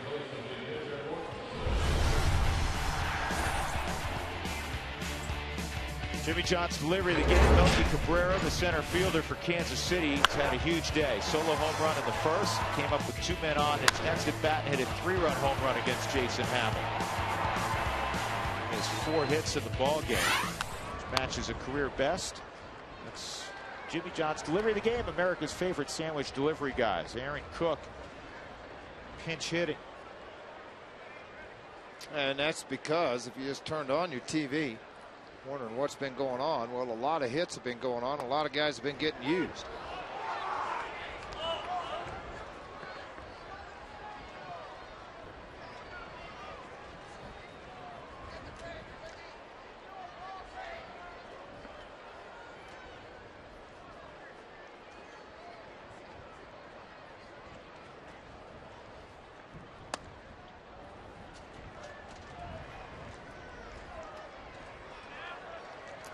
Gonzalez drove in 6. Ellis a couple of RBIs, 2 hits. Rockies with just 7 hits in the game, and misleading the 8 runs up there. Received a bunch of walks, 3 and 1. I mean, if you're Ned Yost again, you just got to be going, are you kidding me? No question you're saying that to yourself right now. You got a pitcher up here that doesn't swing the bat very well at all, and you're standing there doing this. He's hitting $125. Challenge him. Throw some strikes. Why are you trying to trick somebody? I mean, if Pena's setting up anywhere but right down the middle.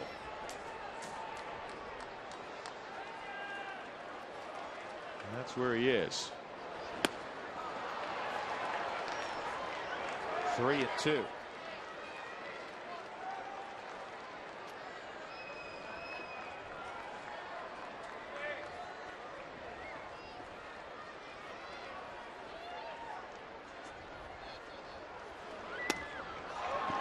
He didn't go. That's ball. Oh, they're going to ring him up at first. Mike DeMuro says he went around. And that's all for this ball game. A crazy affair at Coors Field. Rockies fall to the Royals 16-8. They take 2 of 3 from Kansas City. They finish the homestand, as you can see the replay, at 3-3. And now it's off to Atlanta for 4, then Washington for 3 before the All-Star break. The Rockies failed to get to 500 today. They're